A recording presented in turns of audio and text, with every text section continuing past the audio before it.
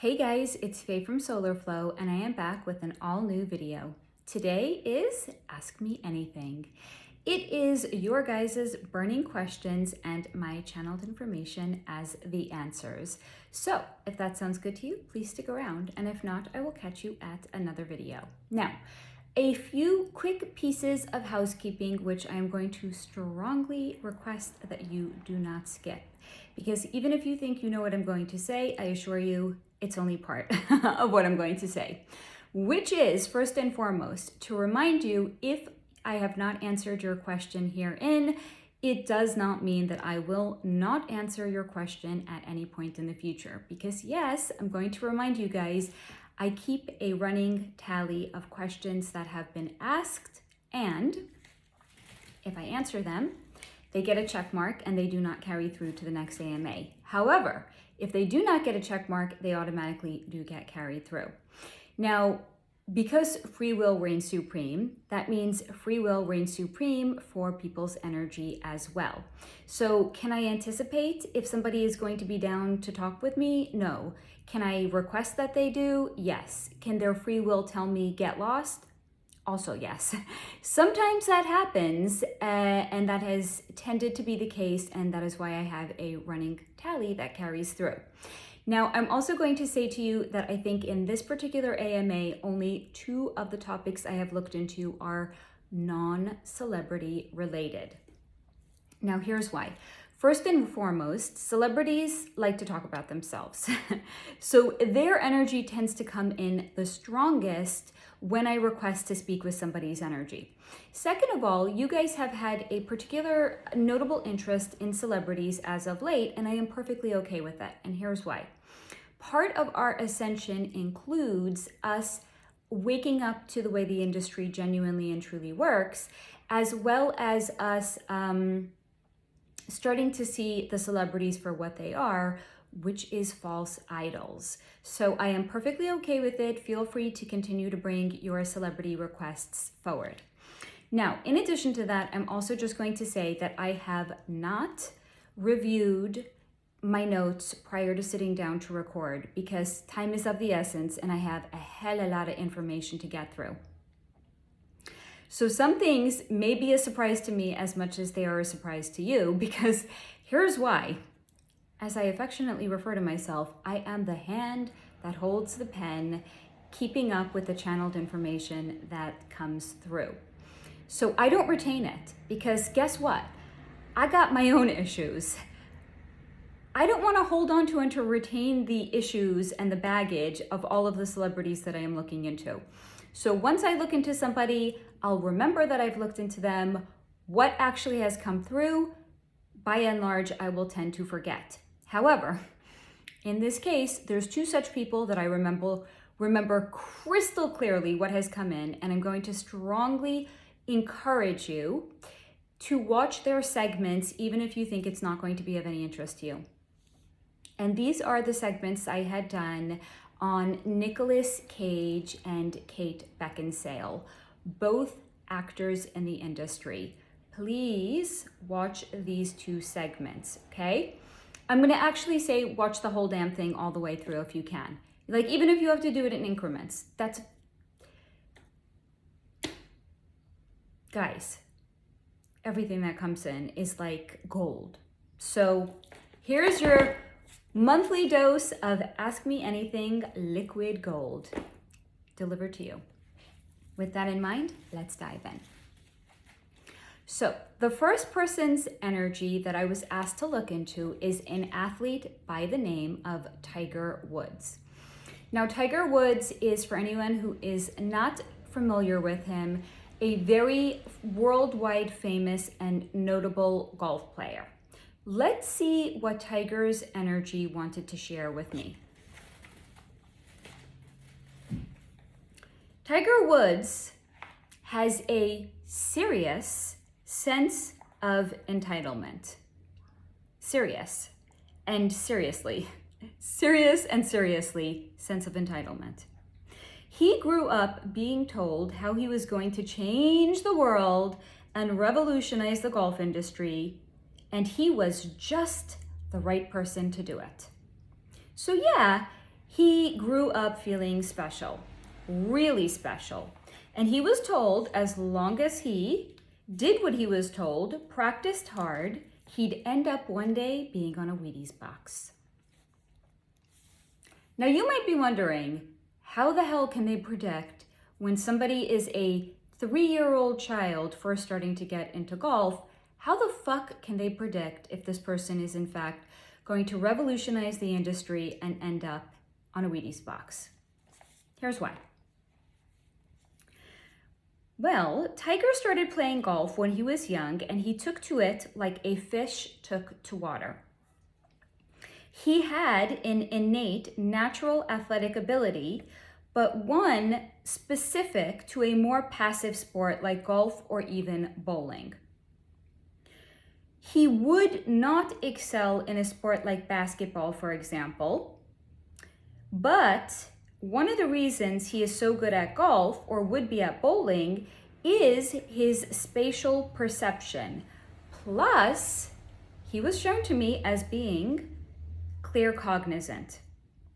Claircognizant is the gift of clear knowing. It's knowing something without knowing how you even know it, or it's also knowing something without having evidence to support the fact that you know it. So he knows, if he will, inherently where to hit the ball, or where to hit the golf ball, and how much power and torque to put into it. That's part of the claircognizance, to know exactly how to hit and where to hit, so it's going to go to the desired location of where he wants it actually to land. It's a gift and ability, and it also has to do with his innate abilities of spatial perception. And since he was thoroughly reinforced through his childhood to practice hard and that he would be successful, he never had any reason to doubt that, or to doubt himself and to doubt his gifts and abilities. Without knowing it was an actual gift and ability, it was reinforced to him time and again. If you just practice hard and stay the course, you will be successful. So he never questioned what he was doing or how he was able to know where exactly to hit it and how to hit it. So essentially, he had a future and a career lined up and ready for himself, and all he had to do was work in that direction. This is also because, in case you were wondering, Tiger Woods' family is in the club. Now, what club are we talking about? There be a hell of a lot of clubs playing out in the world. Hollywood, music, government, industry, agriculture.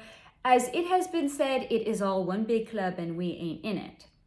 So the club likes to look out for themselves and take care of themselves. So if you want to learn more about this, the way that it works, I'm going to link some of my videos down below that I have done in the past, in which I have looked into it, which may be considered essential viewing to make more sense if you are newer to this concept of there being various clubs playing out in the world. I will link them down below for your viewing pleasure.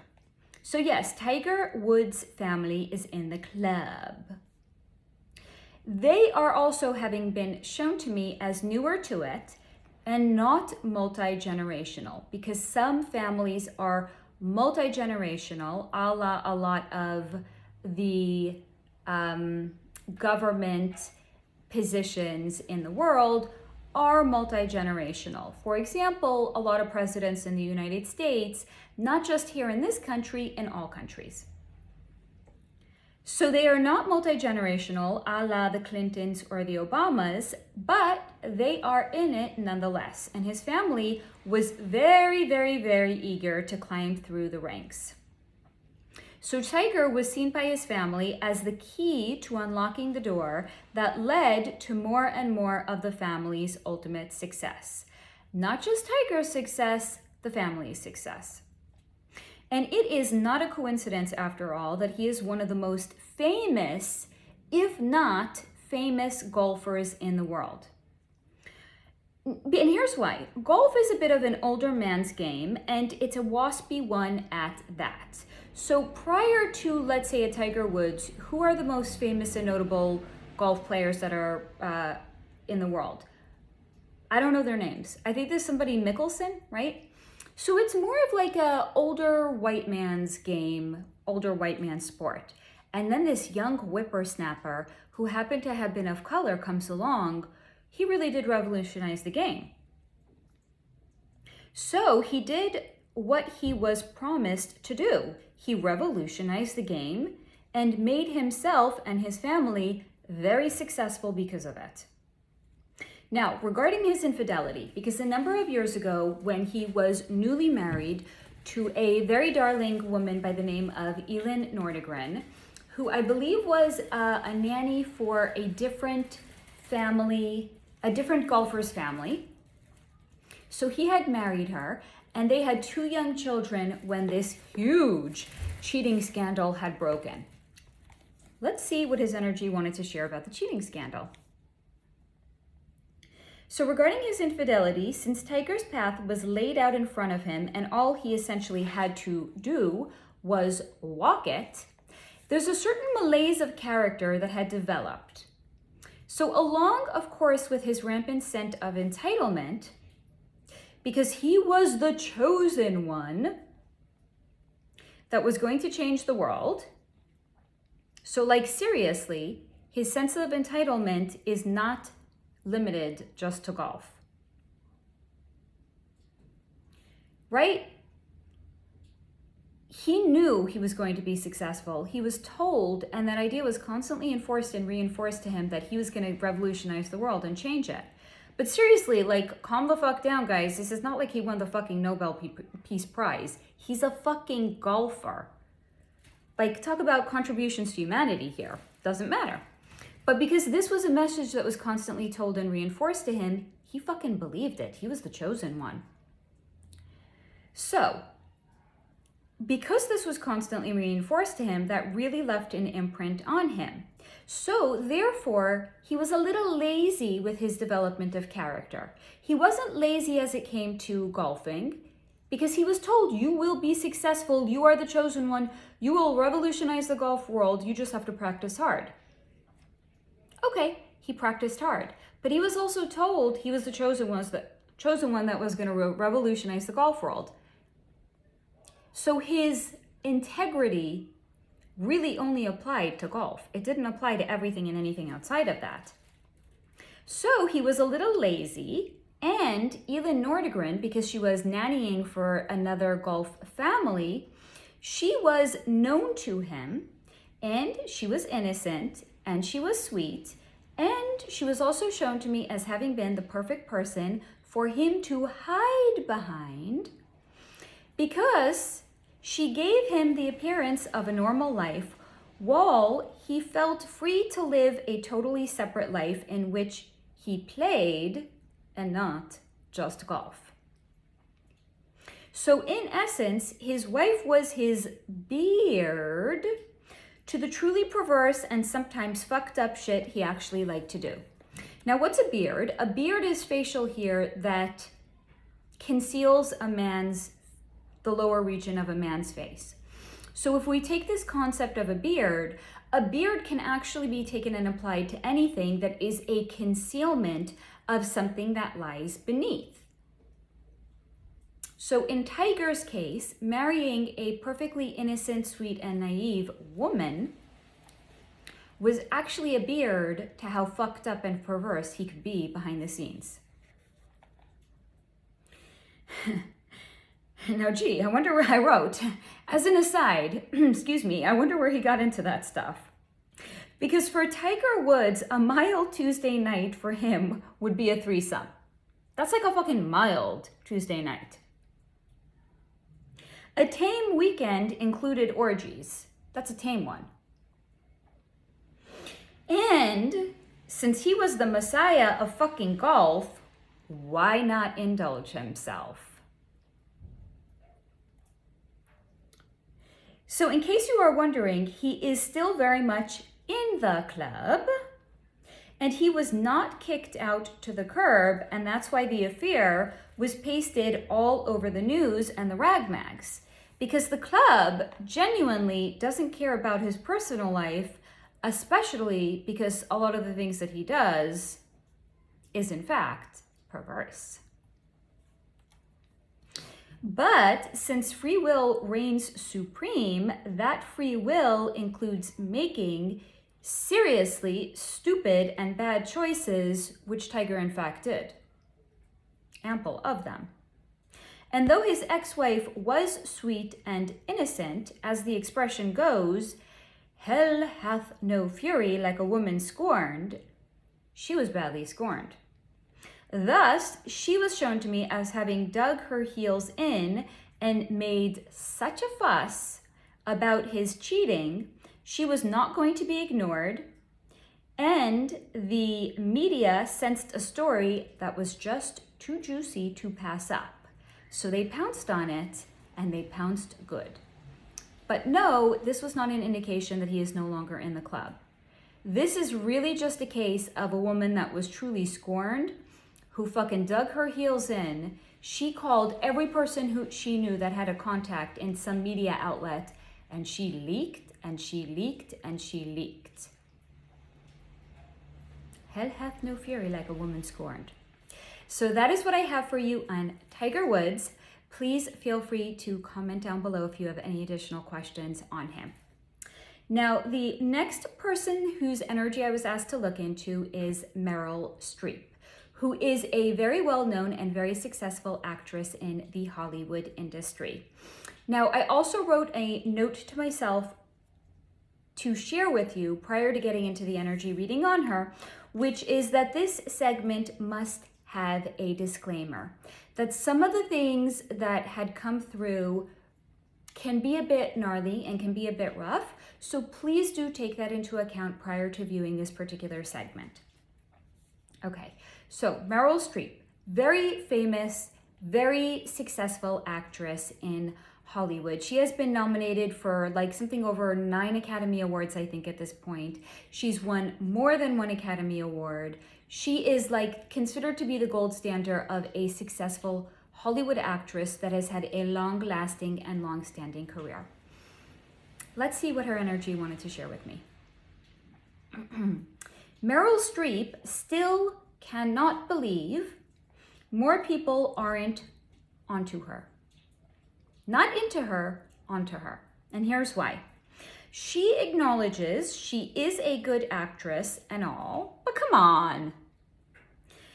She sat around with other Hollywood elites and they all laugh at how asleep everyone is and how we keep paying money for the shit they put out and how it seems no one has really caught on quite yet. She doesn't count me. This is not a, first and foremost, I'm going to remind you, as what tends to happen when I'm working with a person's energy, it's not like a conversation that I'm having. It's not like here where I have to verbally communicate the words that I have written down for you to know what is going on in my notebook. It's not like that with energy. When dealing with energy, it's completely open. It's where the thoughts that are playing out in my mind are laid bare to the person whose energy I'm communicating with, and their thoughts are usually laid bare out to me. This, however, is not like that. This was not a telepathic conversation that I was having with her. No. Here's why. I didn't even ask her consent to connect to her and to read her energy. Here's why. She is so energetically porous and open from years of being open and being inhabited, perhaps by the people that she has been playing in roles, or even perhaps by the entities that are coming in and inhabiting her on the other side. Go back and watch the video I have linked down below on the Hollywood industry if you want to learn more about that. But Meryl Streep's energy is so completely open and porous from the years of leaving her physical body and her physical vessel open, and from leaving it open so that she can be inhabited. It was basically like coming up to a house when I wanted to connect to her energy. It was like coming up to a house and the door was left wide open and everything was right there for the taking, like it was laid bare just for me. Because that's how open Meryl Streep's energy is. Go up to her house and the door is wide open. You don't have to knock. You don't have to try the door. It's open. And then everything is just laid out for people to walk amongst her things and to look at it. She has no boundaries in place, and her energy is actually a bit lost because of it. She is not at all grounded, not flighty, but also not entirely present within herself and to herself. Like she herself is far away, and all I was actually interacting with was an echo of her mind and not the mind itself. So again, to continue on this idea of going up to her house and the door was left wide open, imagine, if you will, she wasn't there to give me a tour, right? My friend just moved into a house and she says, come on over, I want to share my new home with you. And I get there and my friend's door is wide open. She's not even there. But instead, it's like, you know when you go to IKEA and there's the arrows on the floor that are directing you, like which way to go? So imagine, if you will, like there's arrows all over the place directing me where to go. And then there's photographs laid out that are showing me the entire process of how she had renovated the house. But it's not her herself who's telling it to me. It's a representation that's not actually her. Same thing with Meryl Streep. Her door was wide open, I got to it, I walked in, and then all of her memories were open and exposed and laid bare to me, but it wasn't her herself that was actually sharing it with me. Creepy. So it was, if you will, I was interacting with echoes in her mind and not her mind itself. Again, I didn't even have to get to her and request consent to connect to her energy. Her door was wide the fuck open. But to be clear, her energy is on this side and she is in fact alive. So it's not to say that I was interacting with echoes of her because she's no longer here. She's here, she's alive. Now, how do I know that, in case you're newer here and you don't understand the way that my energy reading works, which is to say, think of the light that is emitted by a candle and the light that is emitted by a torch. A candle, it's going to emit light, albeit it's going to be a lot smaller in the power of the light itself. Now think of the light that is emitted by a torch. It's big, it's bold, it's wide, it's open, it's expansive. So when somebody is on the other side, yes, I can pick up on them. Their energy, as in their light, if you will, is a smaller representation. But when someone is on this side, their energy and their light is a lot bigger and bolder and expansive, a la the light of a torch. So I'm not going to tell you that the reason I was picking up on the echoes of her mind is because she's on the other side. No, she is still very much on this side. But I was still only picking up on echoes of her mind. Let's find out why. So she is here, but she's also not in fact here. It's not her I'm actually interacting with, but her memories that flicker past, like she was flipping through a photo album and showing me images, but she was showing them to me really, really fast. So not like, here's our trip to Cancun, here's our trip to Turkey, here's our trip to Venice. No, it was like this.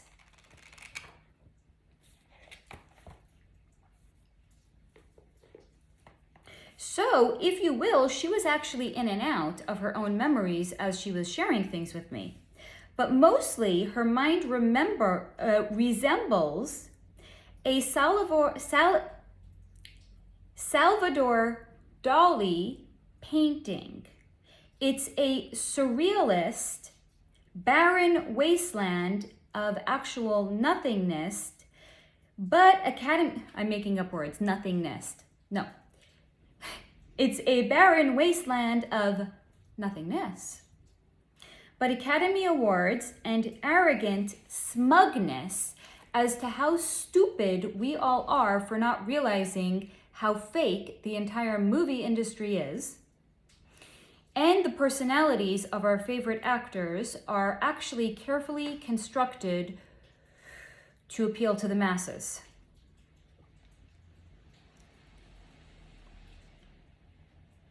But none of it is real. And she, even in the echoes of her mind, cannot believe no one has caught on yet. But for her, what was real was the power she felt when she summoned him in. How she felt, how it felt with him flowing through her after she had performed the rite. And here's where a actual image was shown to me that wasn't good the fuck luck catching it. It was like, so what was this rite and the power she's referencing? She had demonstrated plunging a knife into somebody.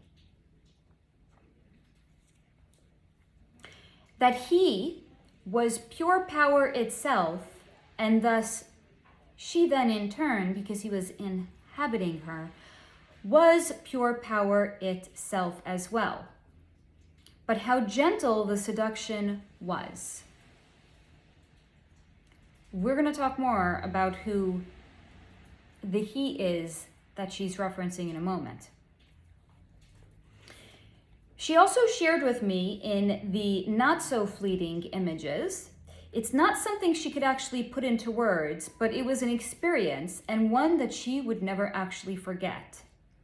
To feel so completely alive, it was like the life she had taken, plunging a knife into somebody. It was like the life she had taken was transferred to she herself directly. And according to her, according to Meryl Streep, you haven't lived until you've felt that. And that's why they hate us too. So they say it's because we haven't lived and we're simple and not free.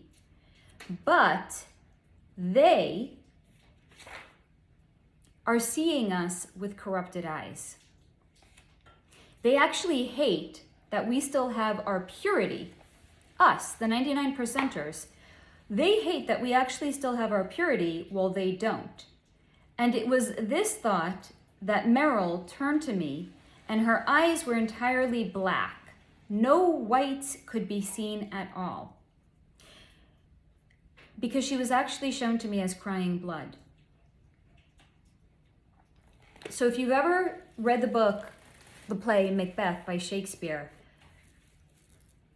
Macbeth's wife keeps seeing blood on her hands because she was actually involved in the unaliving of her husband. So her hand's always covered in blood because metaphorically she was actually involved in the killing of him. So if you will, Meryl Streep's eyes were shown to me as being completely black because she was crying blood, because so many of the experiences she's actually had in the Hollywood industry were images or experiences where she had been either directly experiencing the blood being released from somebody and the power that she then felt because of it, or she was observing it going on with people around her, observing it with her eyes. So there was no whites in her eyes because she was shown to me as having been crying blood. It was here at this point that she reached for her eyes with her hands and with her nails, and she attempted to gouge her eyes out from her eye sockets and had told me it was because of all the things she had seen and all the things she had done. It was at this time I left her haunted house and slammed the door shut behind me.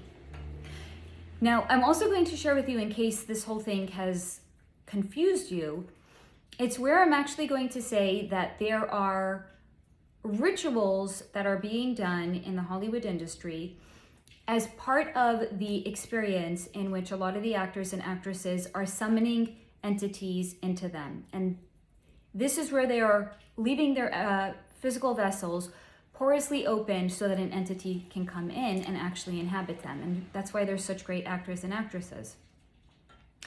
Now, so this is basically a reference to what she herself has done and she herself has seen, and why this particular segment had come with a warning. Now, I'm also going to tell you that Meryl Streep's energy had felt almost, if you will, as if she has some sort of perhaps early onset Alzheimer's or early onset dementia, but it's not the way that we would understand it to be, or the way, you know, it's kind of been explained to us out in the world. It's actually a slightly different representation, and it's because of the fact that she is so physically open and porous that entities continuously come into her, that her connection to herself and her connection to her mind has been so altered and so compromised by the entities that has come in. So it's going to represent a little bit differently than it would in a more traditional sense of the way Alzheimer's or dementia does work. But this is what was shown to me about her mind and about it being so completely fragmented and lost even to her herself. So that is what I have for you on Meryl Streep. Please do feel free to comment down below if you have any additional questions on her. Now, the next person whose energy I was asked to look into, this is a shorter segment, is an actor by the name of Jake Gyllenhaal. Now, Jake Gyllenhaal he's not like, okay, he's like an A-lister, right? He's been in a boatload of movies. You know unless you know him personally, we're talking about him. We know his name out on the world stage. So that within itself is going to say something about his status, right? Now, what else do we know about Jake Gyllenhaal? He has a sister, Maggie, who is also in the industry and has done a great number of movies. And his parents are both also in the industry. I don't think they're actors. I think they may be writers, but they're definitely in the Hollywood industry as well. So here's a very good example of a multi-generational Hollywood family. Now, if you think about how hard it is for regular people, so-called regular people, to break into the industry, think about how notable it is that not only have a brother and sister made it into the industry, but their parents were also into the industry. That is saying something. So let's see what Jake Gyllenhaal's energy had wanted to share with me. Jake Gyllenhaal is surprised he's had a career in Hollywood as long as he has had. Him and his sister Maggie are truly Nepo babies. What's Nepo babies? Nepotism. Nepotism babies in the Hollywood industry, and let's try this again, Faye. They got set up in the industry because of their parents' contribution to, have you guessed it yet? The club. Because what are the odds of not one child, but two breaking into the industry? Astronomical. There's also photos floating around of both him and Maggie, according to Jake. There are photos floating around of both of them. And there is forever the tang of blood in Jake's mouth after he had bit into his lips so hard at what had been done to him. So, if you will, whereas Meryl Streep had the blood in her eyes because of all she's been exposed to and all she's seen and all she's done, there's forever the taste of blood in Jake Gyllenhaal's mouth, because when things were being done to him, his parents' contribution to the club, his Lady Macbeth moment is always tasting blood in his mouth. And that has never gone away, and he doesn't think that it ever will. And at the memory and the remembrance of this and the sharing it with me, that was when Jake Gyllenhaal had said he had no desire to speak with me longer. And as you know, I respect that. So I left him alone. Now, please feel free to comment with any questions down below on Jake Gyllenhaal or even Maggie Gyllenhaal. Now, the next person whose energy I was asked to look into is somebody by the name of Christina Ricci. Now, Christina Ricci is, yes, one could also say she's a household name, but she seems to primarily take more indie kind of roles. And she is not, if you will, a glamour puss a la like a Margot Robbie.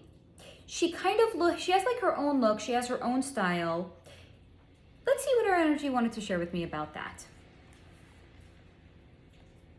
Christina Ricci is someone that got into the Hollywood industry because of the love of the craft, not the seduction of the fame. She wanted to be an actress because she loves the craft of acting, she loves the craft of storytelling, and she loves to bring characters alive. So she actually couldn't care less about the fame, and she lives a very private life. Yes, she shared with me she knows all about what goes on. Yes, she has been propositioned, and she has been put into very uncomfortable situations because of it. But she also refused to tell me what those situations were and how they had gone down. But concedes she, like Jake Gyllenhaal, cannot get the taste. This is her word. This is why I have a notebook. I never take liberties with the words that people bring into me. She cannot get the taste of jizz spilled into her mouth out of it. So her Lady Macbeth moment ain't blood in her eyes, ain't the taste of blood in her mouth. It's the taste of jizz or semen in her mouth that she can't get rid of. And therefore, she was shown to me as always having to wear lip gloss to conceal the taste of it. She has it on her at all times. And this is not like Christian fucking Dior lip gloss. No. It was actually shown to me as being the smackers. This is for anyone out there who's a child of the 80s. I'm sure you'll remember this. My mom got me the orange flavored lip smackers. And this was kind of like lip gloss light for little kids who wanted to be older, but you weren't yet wearing makeup. And it was like a lip gloss that tasted like fruit, and it left like a slight tint of color onto your lips. This is the kind that Christina Ricci has to have on her at all times, because the taste of the fruit on her lips is actually going to somewhat temporarily conceal the taste of the jizz that she can't get out of her mouth. She's mostly been able to keep her head down and eke out some sort of a career. If not for her love of acting, she would have stopped a long time ago. Here she started to open up a little bit more to me, because she has been groped, fondled, and frankly, according to her, terrorized because of her big eyes. And yes, Christina Ricci has some big eyes. It's like the people that were terrorizing her and groping her and fondling her, wanted to see the fear in her eyes because of what they were doing to her or attempting to do to her. So she learned to always keep her eyes down. If they can't see her eyes, maybe they'll leave her alone. She also shared with me the degree of her success directly corresponds to the degree in which she has participated or done things to have entry into the club. She too echoes Denzel Washington, who we had looked into for a previous AMA, also linked down below. I aim to please. So she also echoes the sentiment that Denzel Washington had shared, which is just because she is not officially in the club does not mean she is innocent or doesn't know what goes on. She also shared all actors and actresses talking about equality now is a joke, and it is literally a script that they are all given because they're all used and abused like paper straws in a drink until they too start to disintegrate. So that is what I have for you on an actress named Christina Ricci. Please do feel free to comment down below with any questions that you may have. Now, this next person whose energy I was asked to look into is a very, very, very short segment. This is an actress by the name of Kirsten Dunst. Now, Kirsten Dunst first rose to fame as a 12-year-old. I remember it. In a movie called, I think it was Interview with a Vampire. Notable movie, one could say, because it was a movie that had not just Tom Cruise playing a vampire, but Brad Pitt as well. And then there was sweet little fresh-faced, innocent Kirsten Dunst cast in the role as her breakout role. Very notable, one could say. Let's see what her energy wanted to share with me. Kirsten Dunst flat out refused to talk to me. All she said was she has tried to have a normal life and put all of the madness behind her. Unsatisfactory, I know, but at least she opened the door and let me in. That is what I have for you on Kirsten Dunst. Now, the next person whose energy I was asked to look into is an actress by the name, they're all pretty much actors and actresses, but I'm going to say it anyway. An actress by the name of Denise Richards. Now, Denise Richards, again, because I don't research any of the topics that I'm going to look into, everything that I'm sharing with you about them is anecdotal, or it's something that I remember from when I was still fully plugged into the Matrix and the 3D. Now, Denise Richards had been in her breakout role. What was the name of the movie? It was Mia Names. I can tell you who was in it with her. I can't tell you the name of it. I think it might have been like Wild Things. It featured Neve Campbell and not Damon, Matt, a different Matt in the Hollywood industry. That was, I think, her breakout role. And she has kind of been in and out of the industry since then. She very notably had married for a couple of years Charlie Sheen and had 2 little girls with him that are now grown-up big girls. Let's see what Denise Richards' energy wanted to share with me.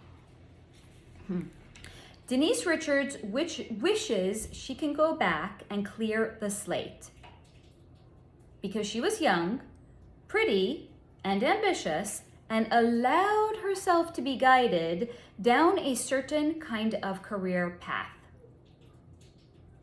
She also shared with me that she had more ambition than wits and was pliable and malleable, and that worked very much in her favor because she was just out to lunch enough that men would project their fantasies onto her, which in turn continued to tether her energy down to being one that was used as a sex symbol. And again, she was porous and open enough to go along with it without a care in the world because she was just ambitious and she wanted to make it in the industry. This is also why she was an energetic match with Charlie Sheen. Because Charlie Sheen, and yes, we look into him in a moment, Charlie Sheen was sex with legs. And she was promoted as sex on legs. So when the two of them met, the fireworks were palpable and unfortunately hard to deny as they were both so damaged and so wounded that they clicked. Like attracts like.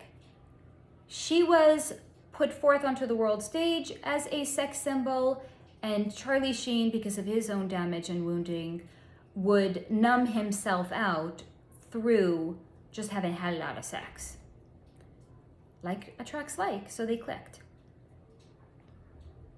But these were 2 exceptionally wounded souls coming together without doing the necessary work to heal their hurts, and were therefore then like flint to a kindle, and soon these 2 had transitioned from crazy hot fucking sex to crazy out of control frights. And since Charlie had a whole lot of crazy pent up inside of him, he usually ended up shutting down Denise.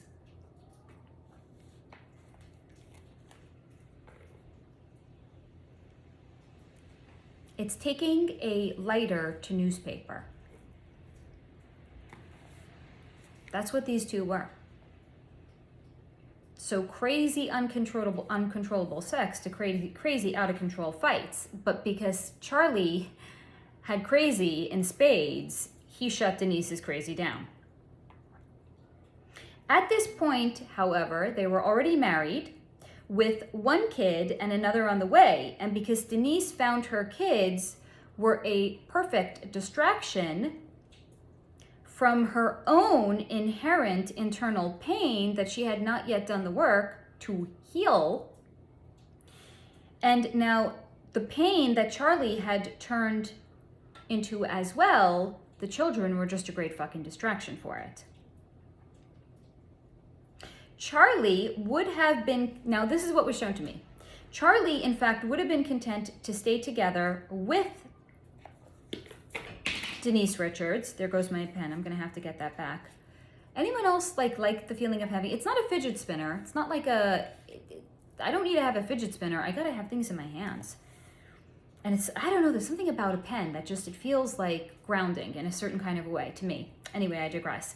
So because Charlie was shown to me as being content to have stayed together with her, and he would have bitched and moaned until the day he died, Denise had in fact had enough, and she had tapped out. It was her decision to end the marriage. She had shared with me that she is grateful to more or less live out of the spotlight today, but she has not done a ton of internal work, especially not now having two older daughters.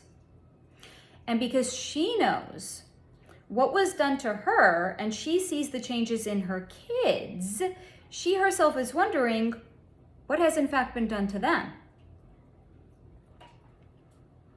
And that's why she will not go deeper into herself. Too traumatizing to confront what was done to her and then to have to then think about those same things having been done to her children. Because they are in a club. Now, she has shared with me she's not ready to see her own wounds and the possible generational trauma that has been playing out. So she'd rather go about her day and dismiss her kids' behavior as typical teenage girls being girls and without examining what may be going on underneath the surface.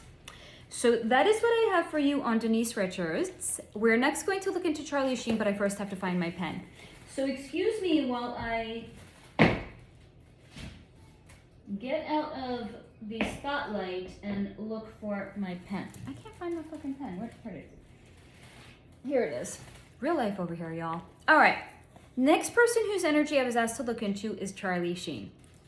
Now, Charlie Sheen is within his own right, he's a second generation Hollywood actor. His father is a very well-known and very established actor by the name of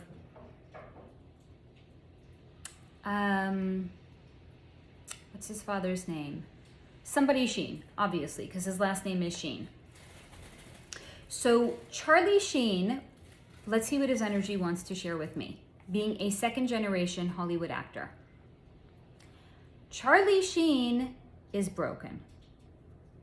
He is so fundamentally damaged from being a multi-generational actor in Hollywood and growing up with a famous father. He is the perfect example of nature and lack of adequate nurture coming together to create an entitled, out of control, wounded without introspection that has thus become a Charlie Sheen. But Charlie is tired of being Charlie Sheen. He did, however, brag to me that he slept with thousands, and then he really emphasized it and he said, put it in quotations, like he's proud of himself. He wanted me to put in quotations, quote, literally thousands of women, end quote. And it was done in an effort to run away from the abuse that he had endured as a child. So on the one hand, he's tired of being Charlie Sheen and acknowledging the abuse that he had endured, but he's also more than happy to brag about the thousands, literally thousands of women that he slept with. And people in the industry were so laissez-faire about all of the abuse that happened on set back then. Mental health was not yet a thing. Everyone smoked. Even pregnant women and kids were the toys to those on set with an alternative kind of lifestyle choice. And having a father in the industry and on set, he was shown to me as having spent a lot of time on set as well. Cute little kid on set with a very famous father. And they were seen as toys he was going to get played with. So he saw a lot of disturbing things, and that he was and they were also things that he was no way ready to see, and he feels he was permanently fucked up by it. And his efforts to get on the other side of it included alcohol, girls, sex, parties, noise, and an endless stream of it, so that he had to never be alone or never had to be sober so that he could actually feel what had been done to him. And he would never actually have to think about it or hear the voice inside of himself screaming, the wounded parts of himself that were screaming. So he learned to numb it out and shut it up and to lose himself in a bottle of drugs or in a bottle of alcohol or in another hotel room with another woman that he paid to be with him because he could not bear to be alone. Now, he also shared with me, he looks at his marriages as a pleasant temporary distraction. He has been married multiple times.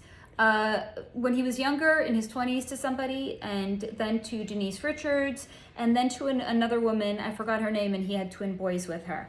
So he views them as pleasant temporary distractions, and he was happy to have kids, but doesn't feel there's any happiness in this world for him to actually find, other than the temporary distractions he has had.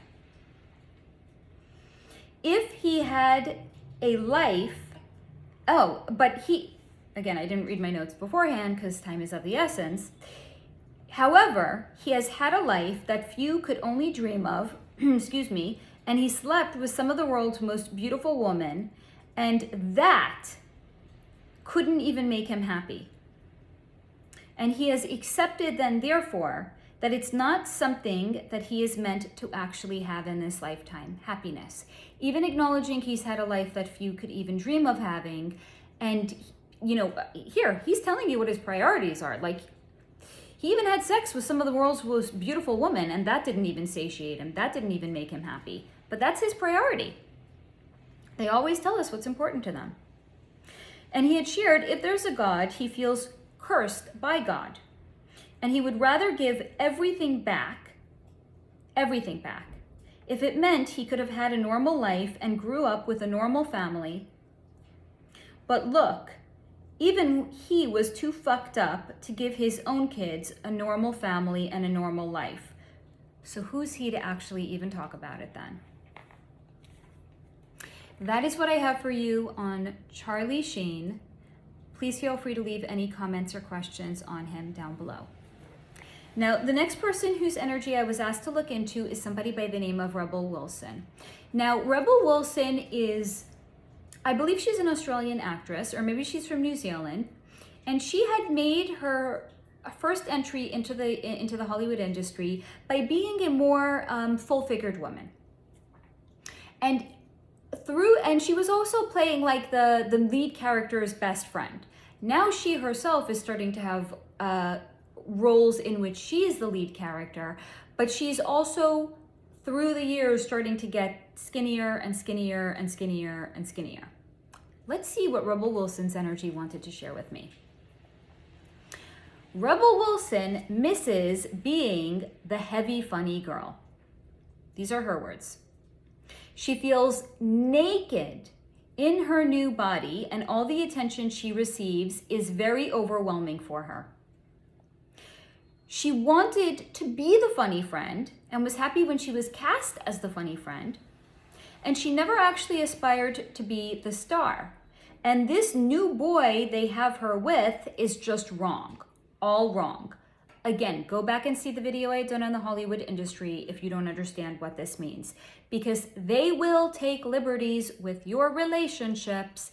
They will break you up and they will put you in a relationship with somebody even if you don't like, because maybe it's good for your image, or maybe they're just fucking around with you because they're more powerful than you and you got to pay your dues.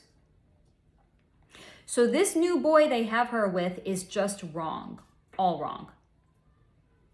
But she can't do anything about it because she signed a deal, gave up control over her life, and now her image consultants have gone to town and she doesn't know who she is anymore. Because she's not in control of her life or her image or her reputation or anything, not even who she dates. So this leaves her questioning, what will they do next? Who will she have to date next? What will they make her wear next? Does it ever even end? Will it ever even stop? These are the questions she asks herself because she just wanted to make her life a little better, make some people laugh, and now she's the one that needs somebody to make her laugh and to make her life a little better. Quite the role reversal there.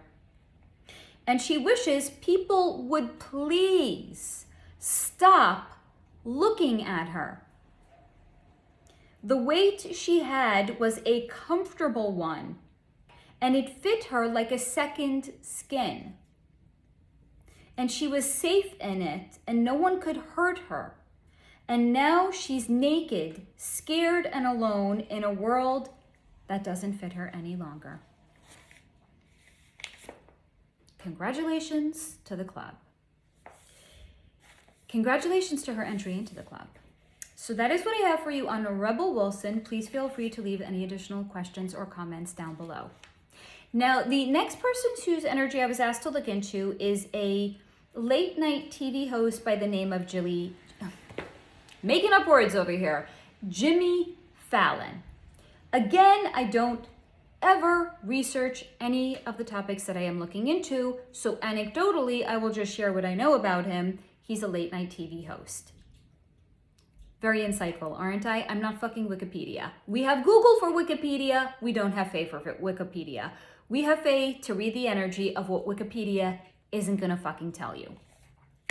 Let's see what Jimmy Fallon's energy wanted to share with me. Jimmy Fallon was shown to me as being a Chihuahua dog. Small, barks or yaps a lot, and was always nipping at the feet of those above him in the club. Essentially, as you can tell, up until now, we're just nearly an hour in, every single celebrity we have looked into is in the club in one way, shape, or form. Sorry, not sorry, Jimmy Fallon is no exception. But he was the runty little Chihuahua dog that was always nipping at the feet of those above him in the club. He was shown to me as having severe self-worth issues because as a child, he was smaller and runtier and was always passed over and not chosen to be on anyone's team at recess when playing sports. He had a lot of... My guides were like really bringing the fucking goods here. He had a lot of allergies and he was always chortling. This is the word that came in. So kind of like think if you have like a lot of mucus in your like your nose area and you don't want it like coming out, maybe you don't have a tissue, you're maybe gonna be going like very ladylike, I know. This is what Jimmy Fallon was always doing as a kid because he had allergies. So he was always chortling to pull them back up and back in. And it was rather a turnoff. No fuck. I mean, no shit. Of course it was a fucking turnoff. So how then did he end up in the club at all? Surprise, surprise. No surprise. His family are a Masonic family. So even if your family is not necessarily a multi-generational club family, a la a Charlie Sheen type family, you might have ties through the Masons. So his family is in fact a Masonic family. Because how else does a runty, yapping, brown-nosed, allergy-riddled kid do so good in the world? The club, baby! Because he now has a soft, demure energy, and because he was so eager and so willing to do whatever it took to finally be accepted and to have a seat at the table to assuage his own self-worth issues, he is seen as being rather valuable because he would do whatever they wanted him to do and would push whatever agenda they wanted him to push.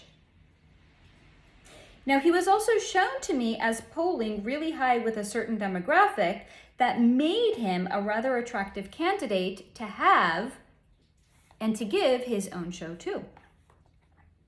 So whereas, for example, Jimmy Kimmel, who we're going to talk about in just a couple of minutes here, so whereas Jimmy Kimmel, for example, polls well with 18 to 24 males, Jimmy Fallon polls really well with middle-aged housewives who the club thinks are more emotional and therefore easier to brainwash with propaganda. Hence, Jimmy has bleated on and on about C19. Jimmy, for his part, does not think he has done anything wrong with what he has done to ascend the ranks of the club, though this may be lip service because he also refused to discuss or show me what he has actually done. So it's like, really, Jimmy, do you not actually think there's anything wrong with it if you don't even want to show it to me or discuss it? He is proud he has also done good and finally achieved a level of status that was always important to him, and that's all he wants to say about that. Now, that is what I have for you on Jimmy Fallon. Please do leave any questions or comments that you have on him down below. Now, the next person whose energy I was asked to look into is someone by the name of Gordan Ramsey. Gordan Ramsey is I think a chef, and he had his own TV show. I think he was like the mean chef, right? Like he was really, really mean to the contestants on his show. Let's see what Gordan Ramsey's energy wanted to share with me. Gordan Ramsey can't believe the shit people will watch on TV. Really? Seriously? A chef yelling at people and making them feel bad, and that's somehow entertaining? Okay, if you say so.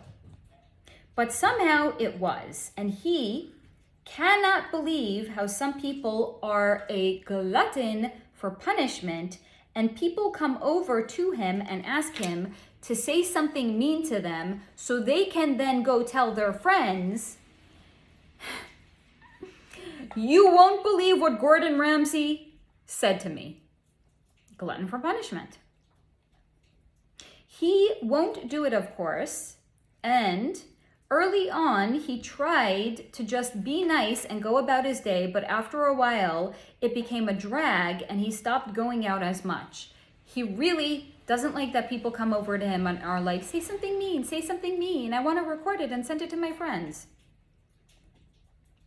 He also shared he sometimes feels sad for us.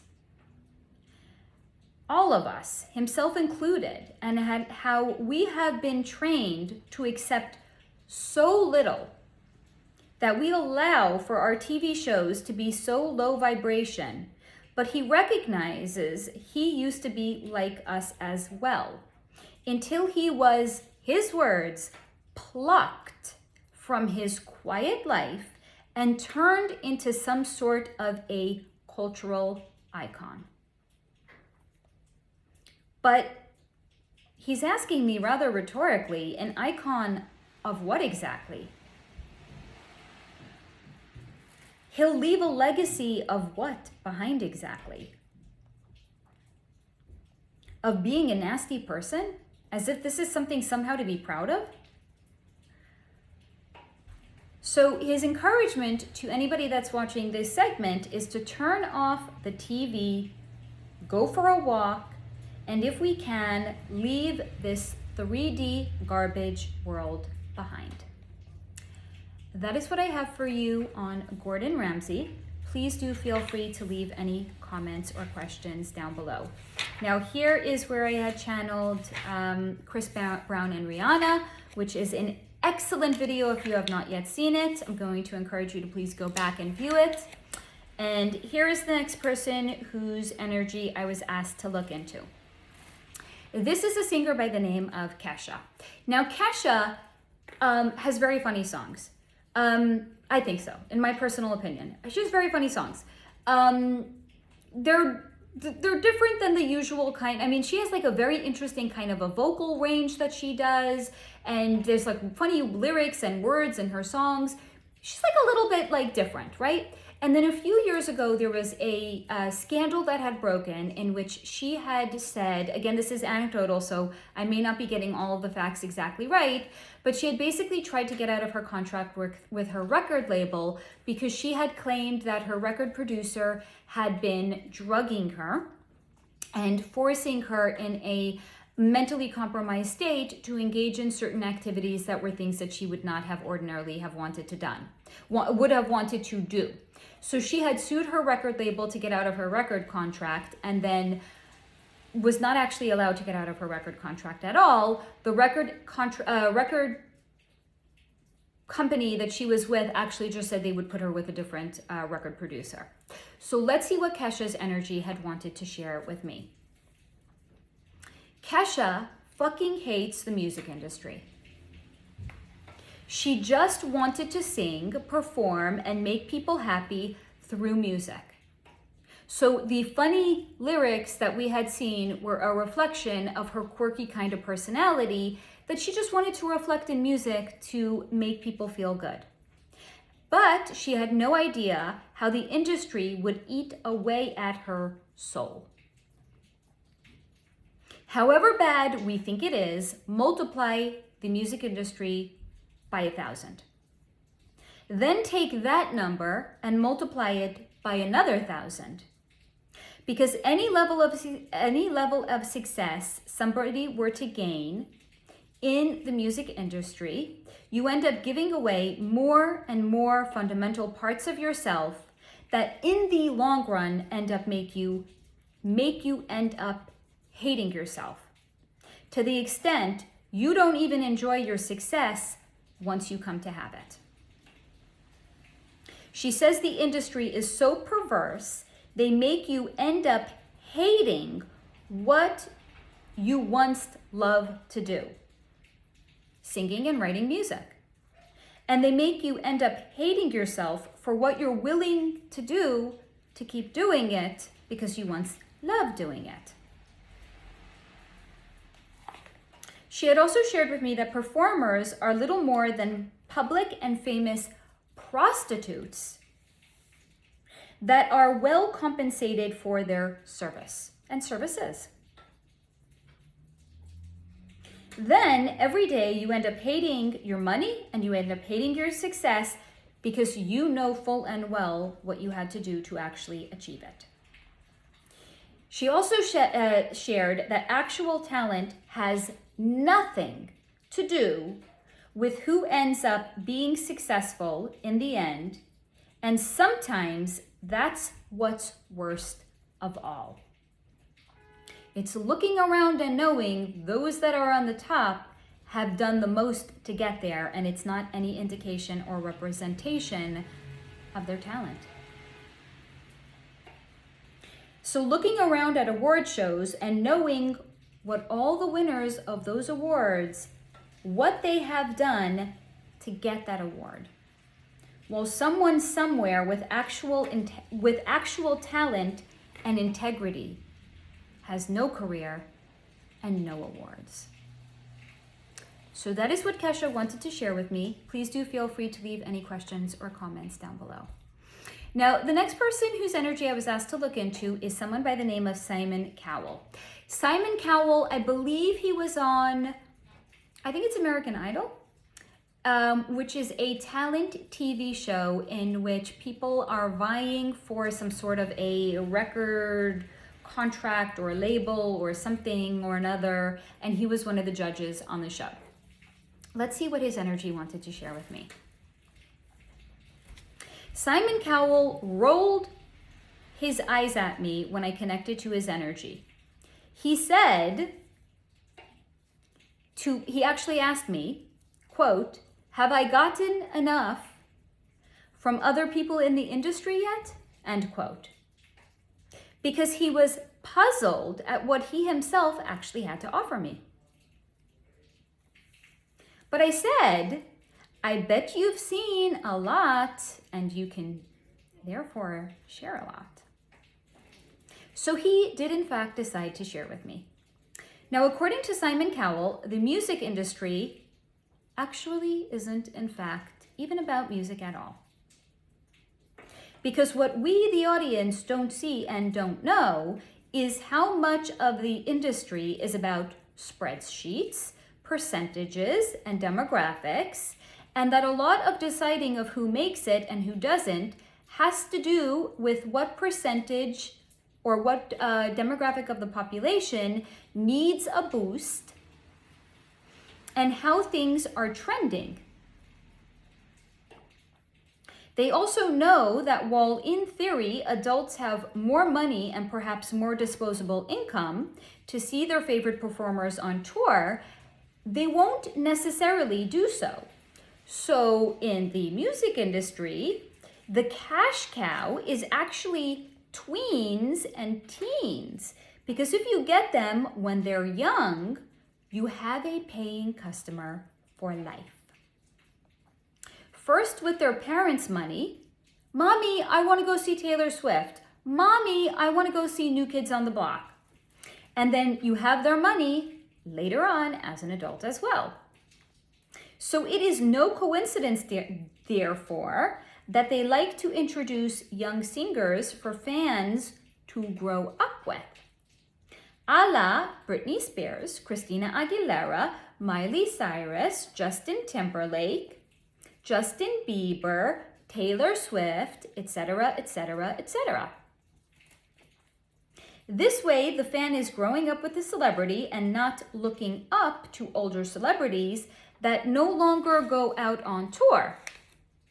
No, that's not how they make money. So how they actually make money is rather diabolically. They pimp out the young stars so the young generation grows up with them, and then they're tapping into the parents' money. Because who are the parents into? I don't know, maybe for example, the parents are into, this is the first thing that comes to my head, like the Grateful Dead. Are the Grateful Dead even around? Are they even touring anymore? So it's kind of like a limited amount of money that these people are going to end up getting from the adults. But you get the demographic, the young demographic with the disposable income the parents have, you got a paying customer for life. So it's, according to him, it's actually not diabolical, it's just smart business. But they like to tweak the formulations, and that's why they actually do talent shows. We thought it was just fresh-faced newcomers coming into the industry, bright-eyed and bushy-tailed, hoping to get in. No. In fact, that has nothing to do with it. And having a big personality, like Simon Cowell does, gets people to tune in because they don't know what he's going to say. And then they become invested in the singer's journey that's playing out on the stage. So it's like watching a newcomer coming into the industry. We're watching them grow up, but on fast forward. And then they pump these shows out a couple of times a year with a couple of different versions of them. And voila, you've got a ton more people glued to their TV, caring about and investing their energy into manufactured stars. None of it is real, according to Simon Cowell. None of it is real, and no one has caught on yet. It's brilliant. And sure, some of the kids end up not liking it or finding out that the industry is not actually all it's cracked up to be. But they can't say they didn't know. Because the terms and service of the agreement to joining the club is they gotta tell you. Everything is laid out and everything is explained, but they are so eager. They barely listen beyond signing on the dotted line. And if they say otherwise, it's just buyer's remorse. Okay, you're sad that you don't get to sing about what you want or to be who you want to be? Tough shit. You were made to be famous, and you can just as easily be unmade. That is what I have for you on Simon Cowell. Please do feel free to leave questions or comments down below. Now, this next one is, actually the next couple are shorties, but again, their energy chose to, agreed to connect with me. So if they come in, whatever they share, I share with you. Now, the next person whose energy I was asked to look into is a singer by the name of Adele. Now, Adele started off, again, also being a more, let's say, full-figured kind of a singer, and she has like this fantastic musical range of what her voice can do. And then a la Rebel Wilson, what we've seen over the years is she moved from England, she divorced her husband, she now lives in Hollywood, California, and she is the size of approximately my pinky. So let's see what Adele's energy wanted to share with me. Oh, and she's won a boatload of Grammys as well. Okay. Adele really did good for herself. She never could have guessed when she was the chunky little redhead with the winged eyeliner, she'd be where she is today, but she did good and they kept their word. I wonder who they could be. Could it be the musical club? See parts passing. Adele actually is an outlier and made it in the old-fashioned way with actual talent. She is phenomenally gifted and has an incredible vocal range, and music executives saw her and saw nothing but dollar signs when they looked at her. So she just had to listen to their advice and guidance, and they would craft her and craft her image to be a superstar. She was a really good pupil. She listened. She did as she was told.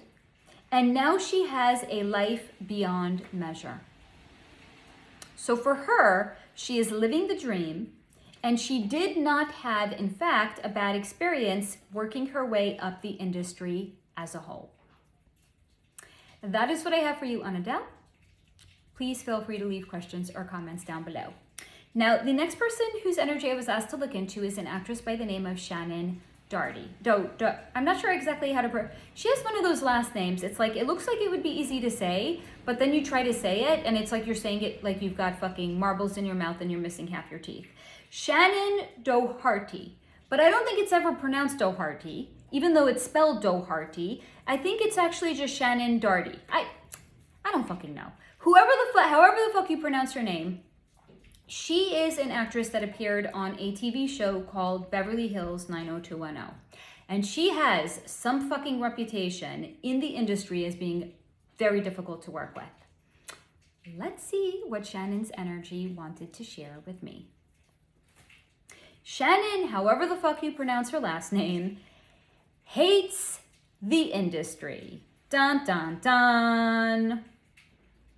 She thinks it's laughable that she's the one that has earned a reputation as being hard to work with or being a bitch when she was just trying to enforce boundaries.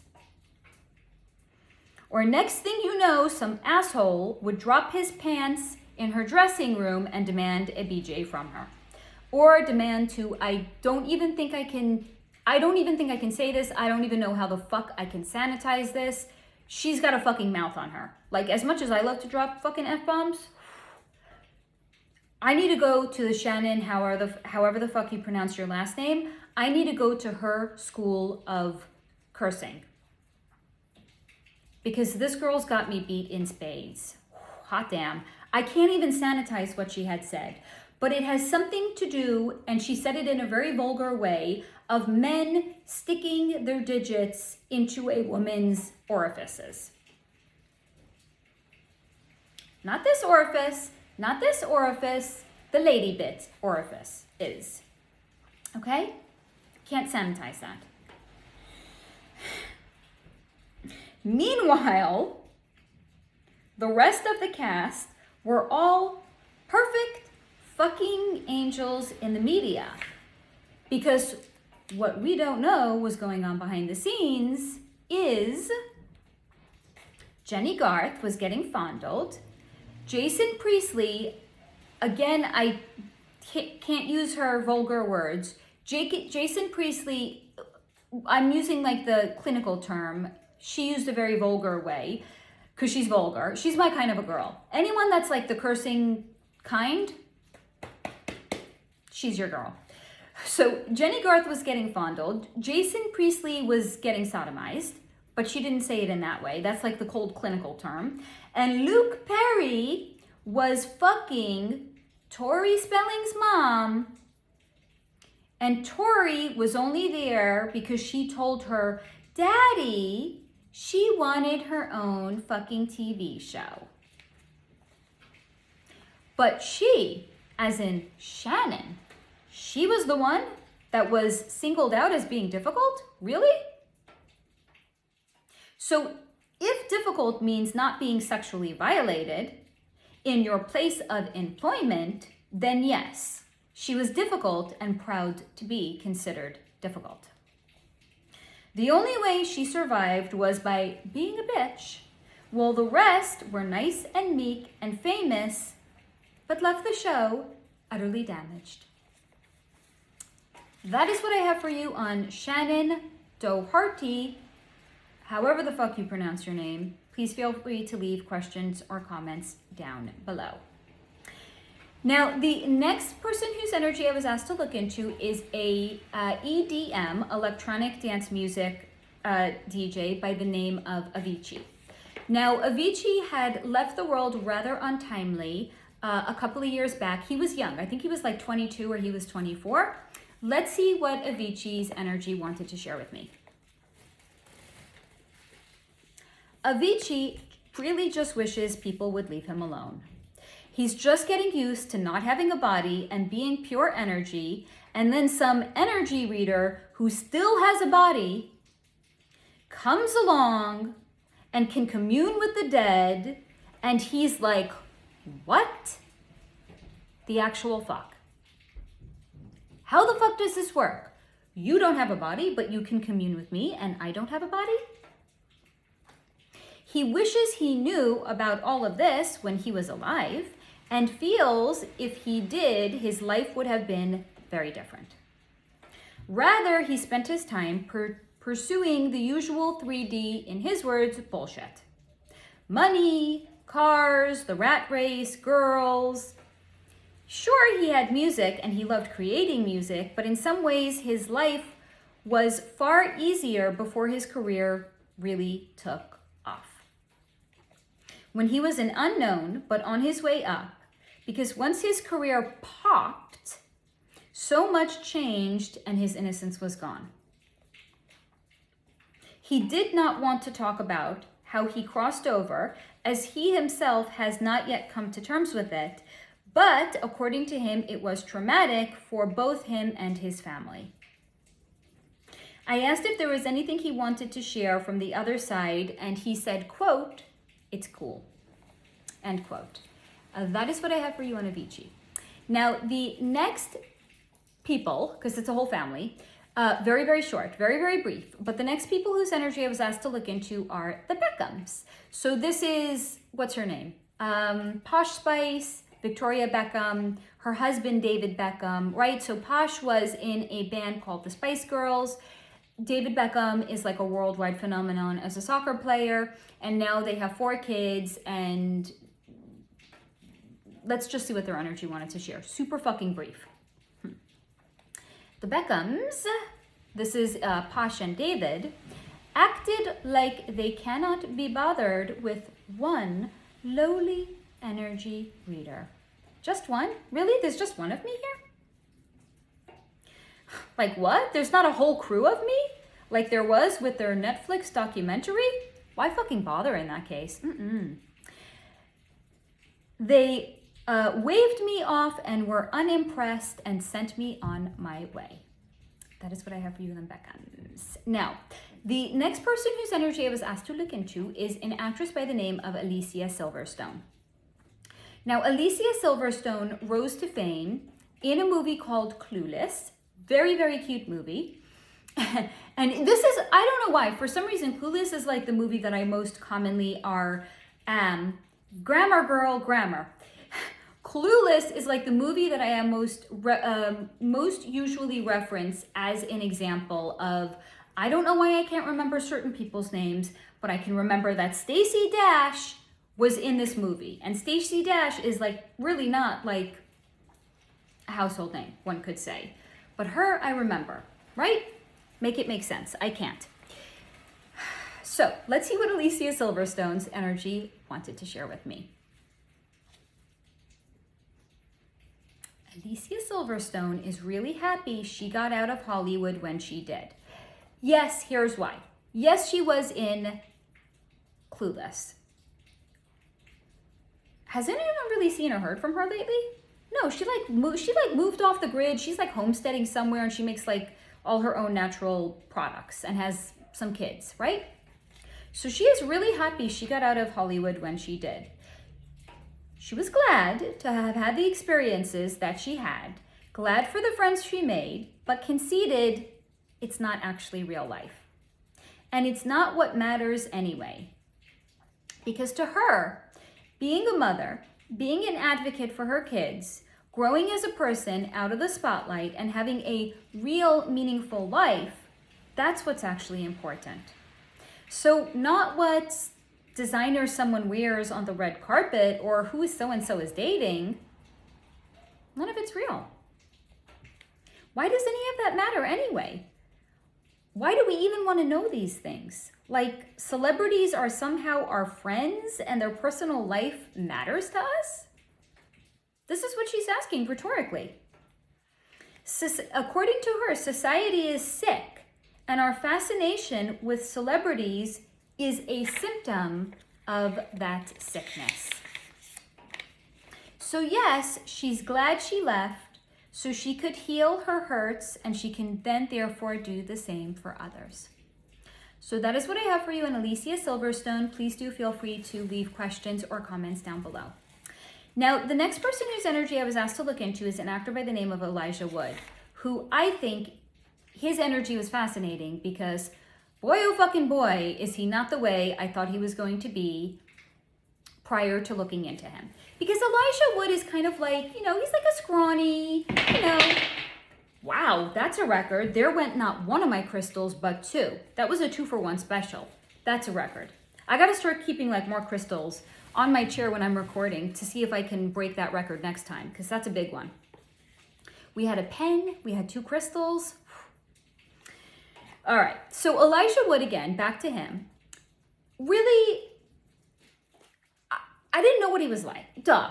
I don't look into anyone and I don't know what their energy is going to be like, but he is not at all the way I thought that he was going to be. Because he's kind of skinny, he's kind of wimpy, let's see what his energy actually wanted to share.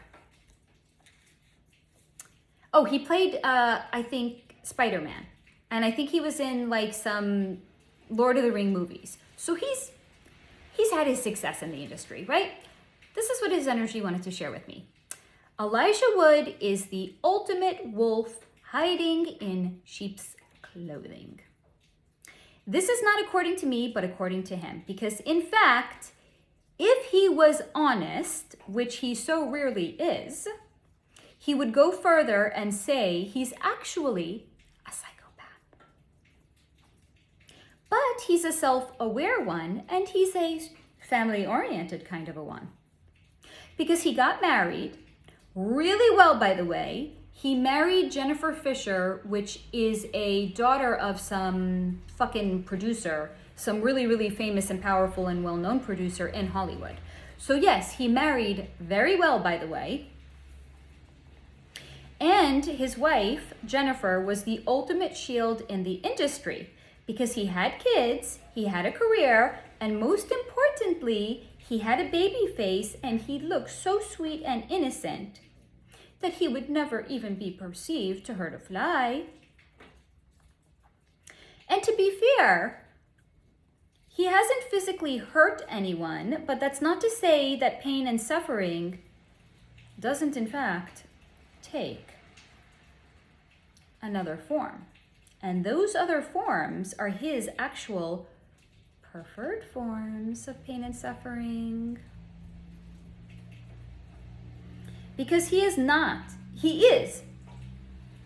fact a skinny shit, and he knows it. So he knows his limitations. So realistically speaking, his chances of getting into a physical altercation and surviving is nil. But also, what a way to blow a facade. So no, not his style. But being cunning, all the while looking innocent, yes, yes, and yes. He prides himself at being an expert on appearing relatable and finding out people's weaknesses and subtly and gently exploiting them and watching the person's face while he squeezes.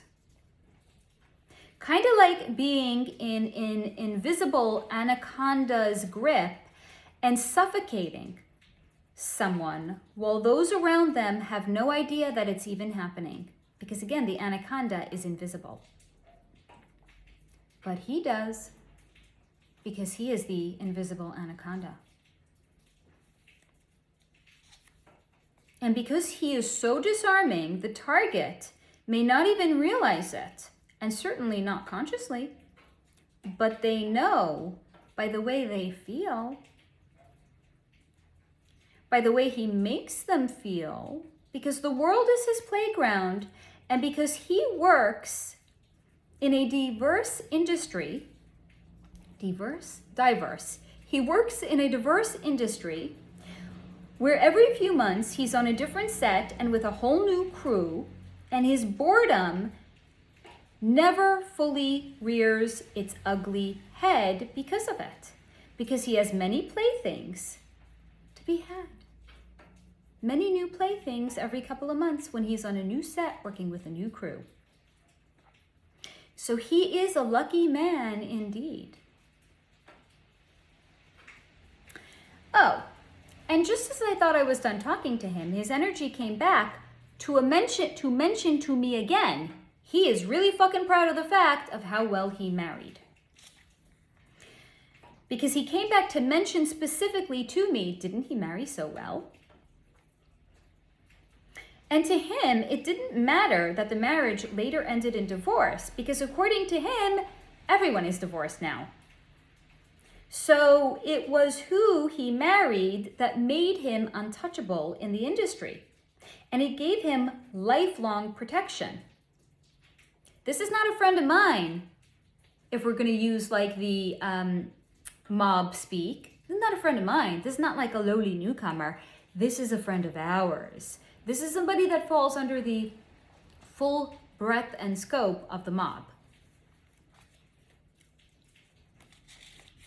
So it made him untouchable and it gave him lifelong protection. And all he has to do is make... This is Elijah's energy. This is not mine, okay? I'm just going to remind you, everything that comes in, I'm reading it because this is exactly the words that they chose to share with me.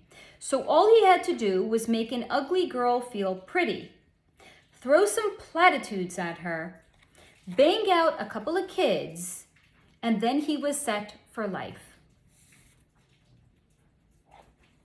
And those simpletons in the mob had it all wrong, according to Elijah, because this is what he shared with me.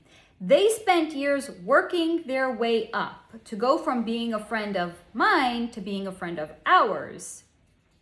And that is the epitome of working harder and not working smarter. Because Elijah shared with me he could give lessons on this kind of shit. All one actually has to do is romance the boss's daughter or son.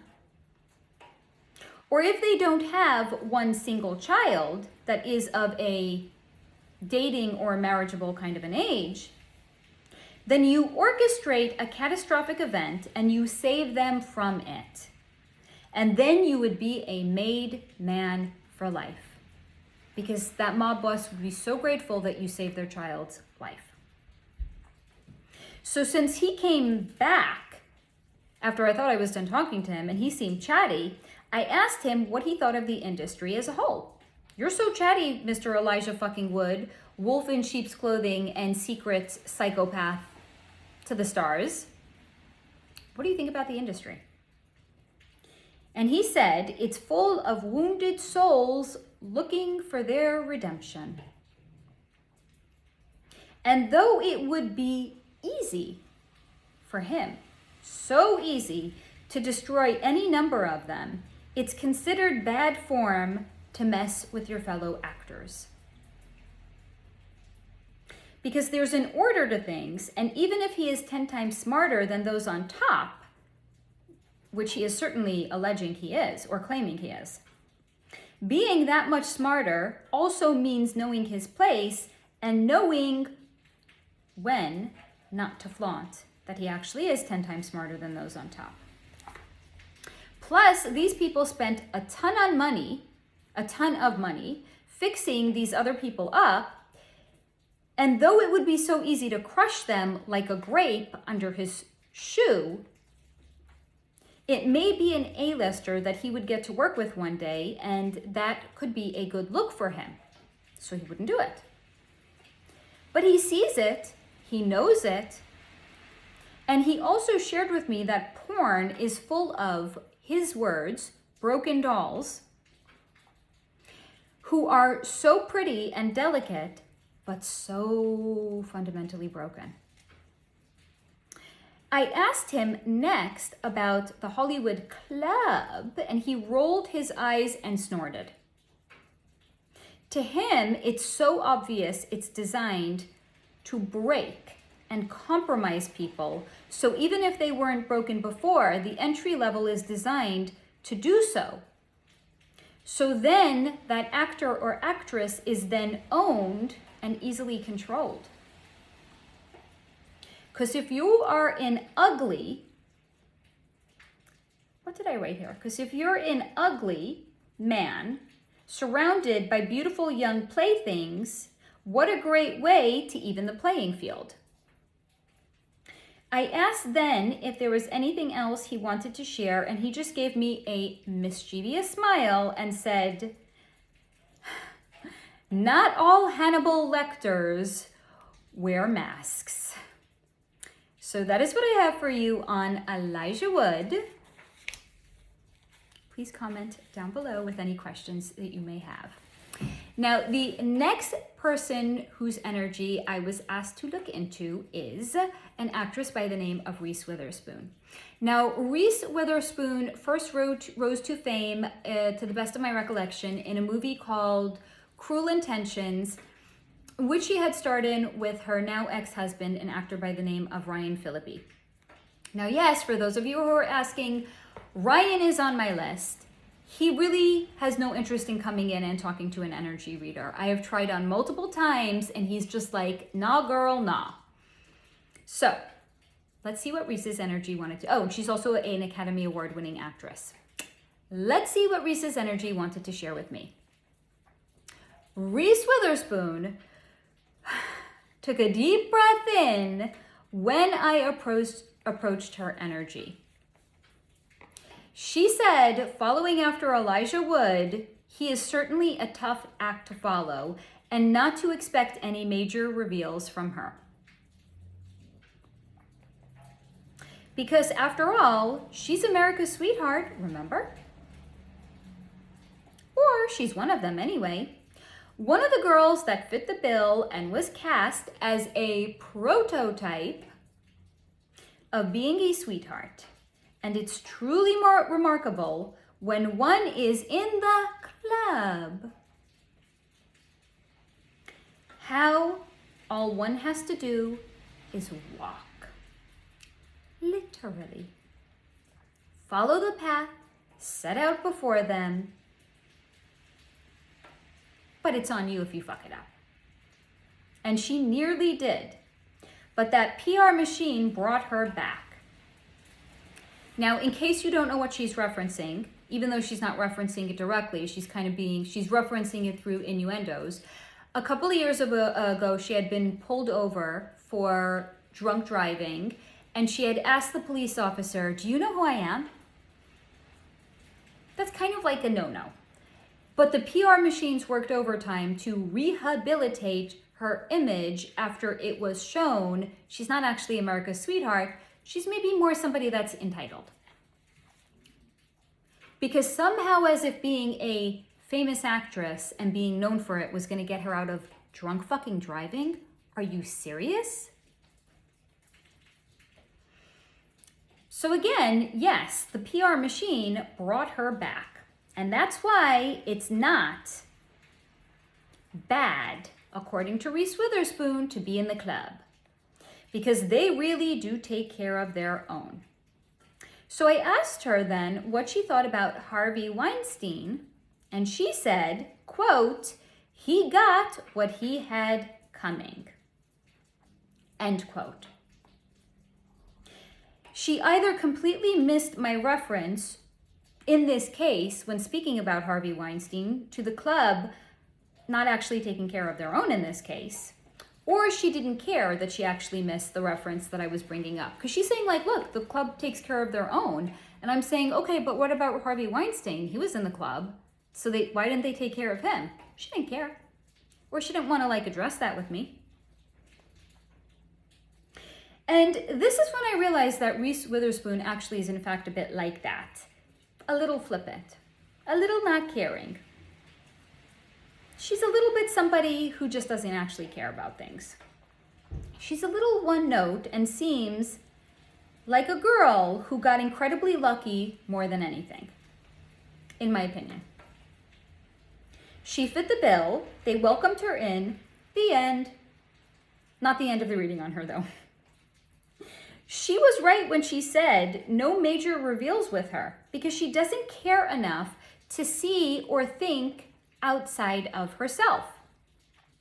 Now, this is where I actually asked her about her ex-husband, Ryan Phillippe, and she said if she had any insight into why his energy doesn't want to come in, she said it's because, quote, he was always like that. And imagine being married to him. It was like being married to a ghost, end quote. And she encouraged me to stop wasting my time with him as there are so many other interesting people to look into. That is what I have for you on Reese Witherspoon. Please do feel free to leave any questions down below. Now, the next person whose energy I was asked to look into that I strongly encourage you guys to look into is Nicolas Cage. Now, Nicolas Cage is definitely somebody who appears to dance to the beat of his own hidden drummer. He is kind of quirky, but he has pretty incredible range as an actor. But the thing is, he has a very specific look, so he can't really get cast as like, you know, in the Brad Pitt kind of a role. So he's forever going to get cast into certain, like he's kind of been pigeonholed into a particular kind of a role that he can play. But he is still a household name and he is still in the industry. Let us see what his energy wanted to share with me.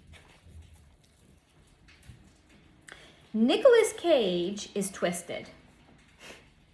Not just because of the industry, as he always was a little twisted, but being in the industry certainly didn't help.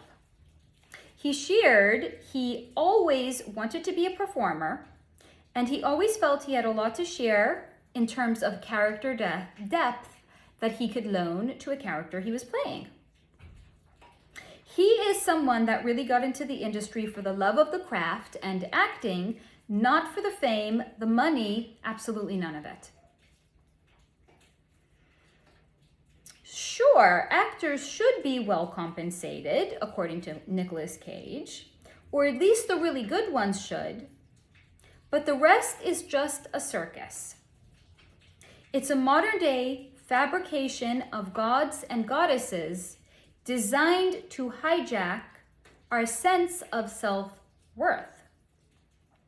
Because we don't look like them, we don't live like them, and we certainly don't earn money like them. But he wants to assure me it's not a fairy tale. Being in the industry, even if you look like them and you get paid like them, it's not actually in fact a fairy tale. Because they, and that's exactly the word he used, the theys, don't look like them either. So who are the people that we match our self-worth up against and we say, well, we don't even look like them? He's saying they don't even look like them either. Not really. And certainly not before they join the club. The truly beautiful ones are owned and seen as an investment, and sometimes you put your money into an investment, and sometimes you take your money out of your investment. Therefore, celebrities are traded like stocks on the New York Stock Exchange, and sometimes they even are used for money laundering. This fucking blew my mind. I did not see this one coming. Because he shared with me, really? Somebody's getting paid $20 million for a picture? Not like to snap a picture. Actors are getting paid $20 million to be in a film? What the fuck is that all about? And for actual what? Does anyone actually think it's worth that kind of money? All they're essentially doing is pretending to be somebody that they're not. And for that, they're getting paid $20 million? What is it really? He's blowing the lid on it, and he shared it's actually money laundering for that actor's agent.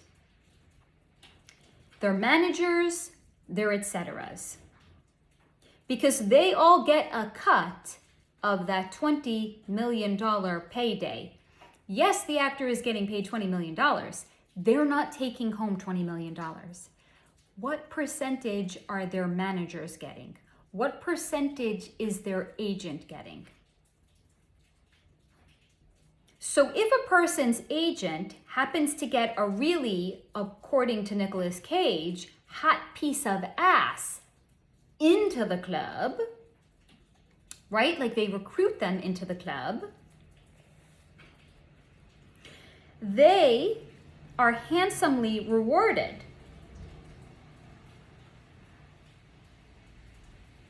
What the fuck did I write here? They are handsomely rewarded by another, oh, here we go. They are handsomely rewarded by another of their assets being cast with a big payday. So the actor is happy because they're getting paid $20 million, even though, yes, of course, they don't get all 20 million of it. Look, even after taxes and even after this one gets a cut and that one gets a cut, they're walking away with a good chunk of $1 million. So the actor is happy, the agent is happy, the club is happy. Plus, it makes the agent look really good, and that then helps them with more recruits that they are bringing into the club. So if you will, the Hollywood club is kind of like a pyramid scheme. And the agents are the, like, I'm trying to think of like a good, like, multi-level marketing. So think of like the makeup companies where you get like the ladies knocking on your door and they're like, I have all these amazing makeup palettes. Can I show them to you? Do you want to buy it from me? So they're selling it to you, they make money, and then the person above them that recruited them makes money. And then the person up their upline for many generations up the upline, they also make money on what it is that you're buying. So you think you're supporting one lady, you're actually supporting a whole host of ladies that came before them. multi-level marketing. So Nicolas Cage is essentially sharing with me that the way the Hollywood industry actually works is it's kind of, if you will, like a multi-level marketing scheme, but it's not makeup that they're hawking to unsuspecting people. It's where it's their agents and the managers are actually recruiting unknown people. And the unknown people in this case is kind of like selling makeup to somebody. Because yes, from this, it makes the agent look really good, and then that agent is seen as being really fucking in demand because they're gonna get the best paydays for their client. So then anyone who's anybody or anyone who's a wannabe anybody, they're all clamoring to get represented by that one particular agent. So the actors don't really look like the way that we think they look. And they certainly don't look the way as we see them. They don't really earn like that either because their payday may not in fact actually be a reflection of their own actual talent. And plus, the bigger the payday, the bigger the cut the agents, the managers, and all the lower level parasites get from them. So the music industry, according to Simon Cowell, is not about music. And certainly the movie industry is not actually about movies either. Now, it's also not to say that the actor is financially suffering, because no. But their bank account isn't quite as padded as one might think. Because it's reported they got paid $20 million, but after taxes and padding the pockets of their team, how much is actually left? 5 million? Certainly not suffering, but it's not 20 million either. But again, what's that actually getting paid for? They get to go on an exotic location somewhere and they get to film a movie for a couple of years. What fucking movie films for a couple of years? They get to film a movie for a couple of months. Then they get to get dressed up in fineries. They get to go out and promote it as if they're promoting a cure for cancer. It's a fucking movie. You played somebody that's not even fucking real. And then you get nominated for an award because of it? It's not fucking real life. So yeah, sure, the actors, they get to live in nice houses and they get to have an appearance of a nice life, but it's also one that they are certainly not actually in control of. And this is something that has come up time and time and time again. They do not have control over their image, their representation, the kind of roles they play, the way they dress, none of it. And they have no control over it because they are owned. They are seen as an investment. So who they date, what movies they are cast in, who they wear on the red carpet, how they look, those decisions are all made by somebody else above them in the Hollywood club. So, for example, somebody above them in the club is going to say, we have a deal with Yves Saint Laurent. So you want to act in this period piece that you're really jazzed up about? Okay. What are you going to pay to play? You want that role. What deal can we splice together over here? So you want to be in that period piece, but too bad we have you lined up to be in a vapid void love interest movie. Ho, you thought this was a negotiation? You were wrong. We have a deal with Yves Saint Laurent and you want to wear Christian Dior? Sorry. You're wearing Yves Saint Laurent on the red carpet. You want to be in that period piece? Sorry, we have you playing a vapid love interest. You don't have any control here. You are owned. So you almost rather be a funny looking one that they ain't sure about. Because maybe that way you get to have some sort of a career that you can have control over. And maybe even on your terms, otherwise forget about it. They corrupt you, they own you until they are essentially done with you. So yes, Nicolas Cage was always twisted, but seeing what he has seen and knowing what he knows, it's twisted him up some more as well.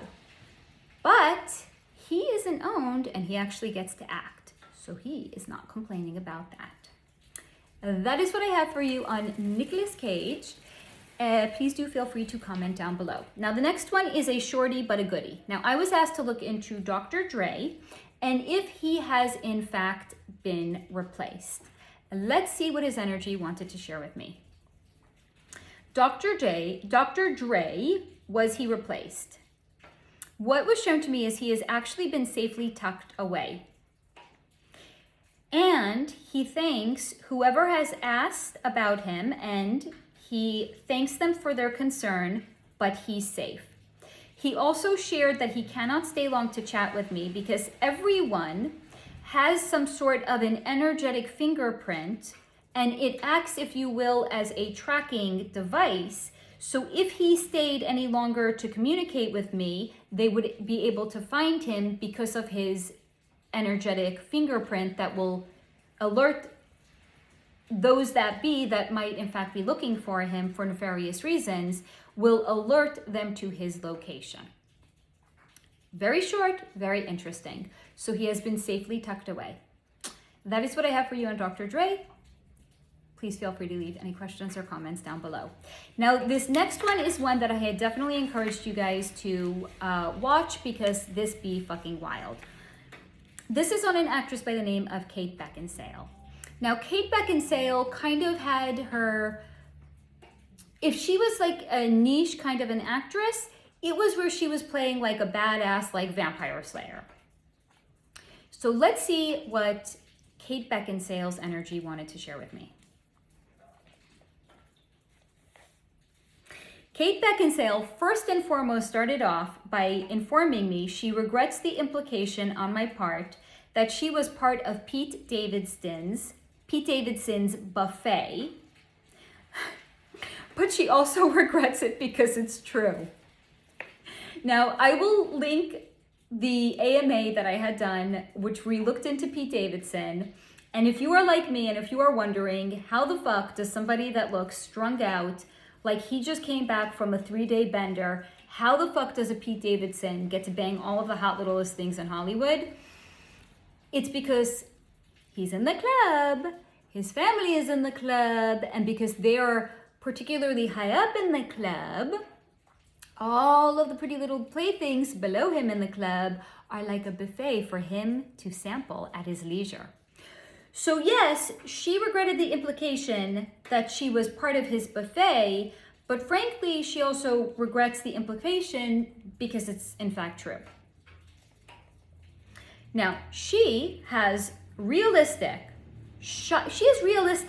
shockingly so realistic. And she said to me, rather candidly, rather pointedly, what use does an attractive but not great middle-aged talent actually have in the industry?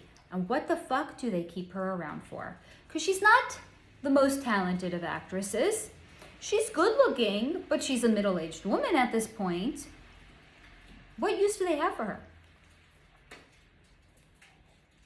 Yes, she is acknowledging that she is in fact not the greatest of actresses, and she's not the most beautiful one either, but she's certainly pretty, and she's far prettier than Meryl Streep, right? She's far prettier than Meryl Streep ever in fact was, but Meryl Streep could really act. So the club keeps pretty little things like Kate Beckinsale around for those that are high up in the club and want a new and pretty little plaything.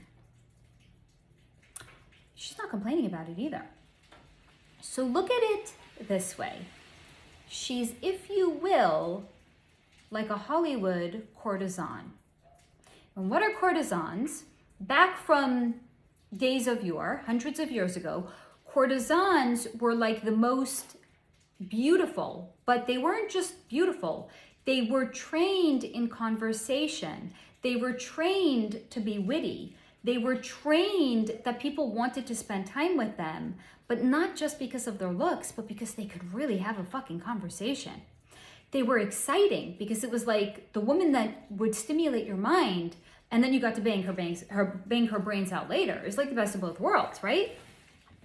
So Kate Beckinsale is not complaining. Sure, she's kind of like a Hollywood courtesan. She's had a nice life. She got to marry men that she genuinely wanted to, but not for too long, because she has to be available and single more than she was going to be in a committed married relationship. And she also got to have a child. She gets to act a little bit, right? She gets to have like her passion project, which is her career in the industry. She has a nice home. She gets to have lots of cosmetic procedures and work done to her face and her body, and she gets to stay fit. So she's always been attractive. So if you will, she is a modern day courtesan.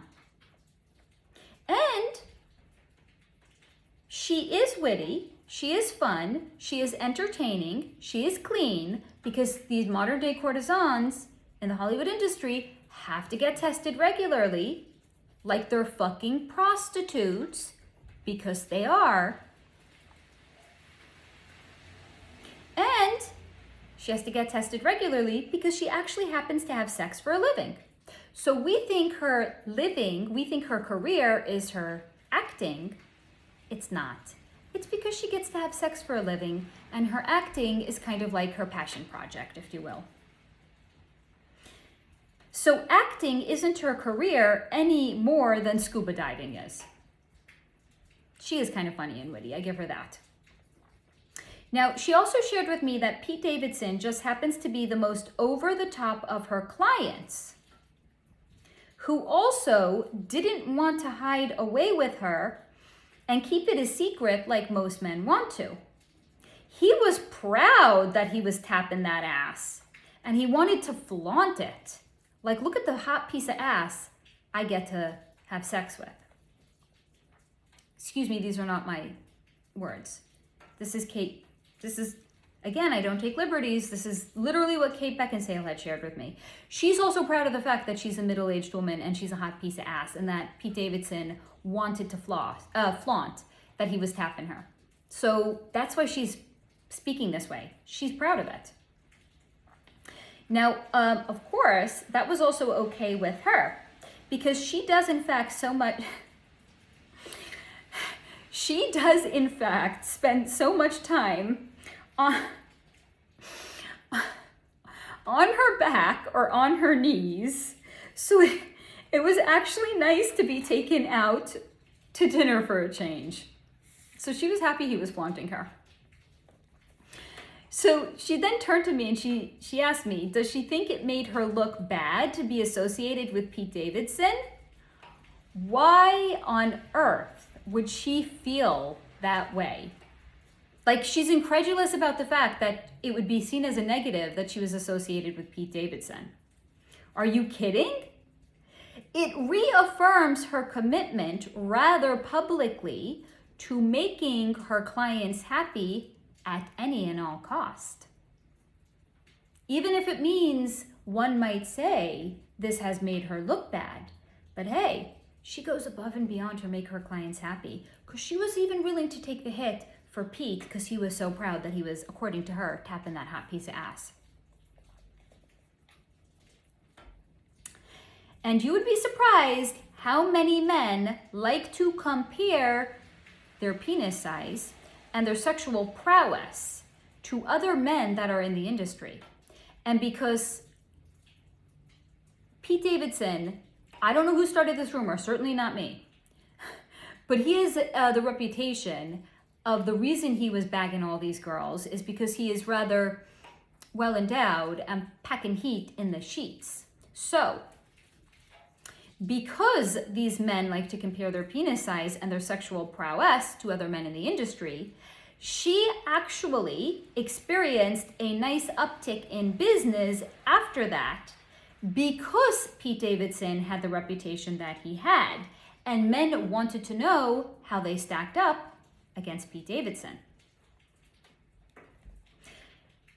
And how did they perform against a Pete Davidson? So no, Pete actually, in fact, did her a favor by being so public in their romance, where he was just banging her.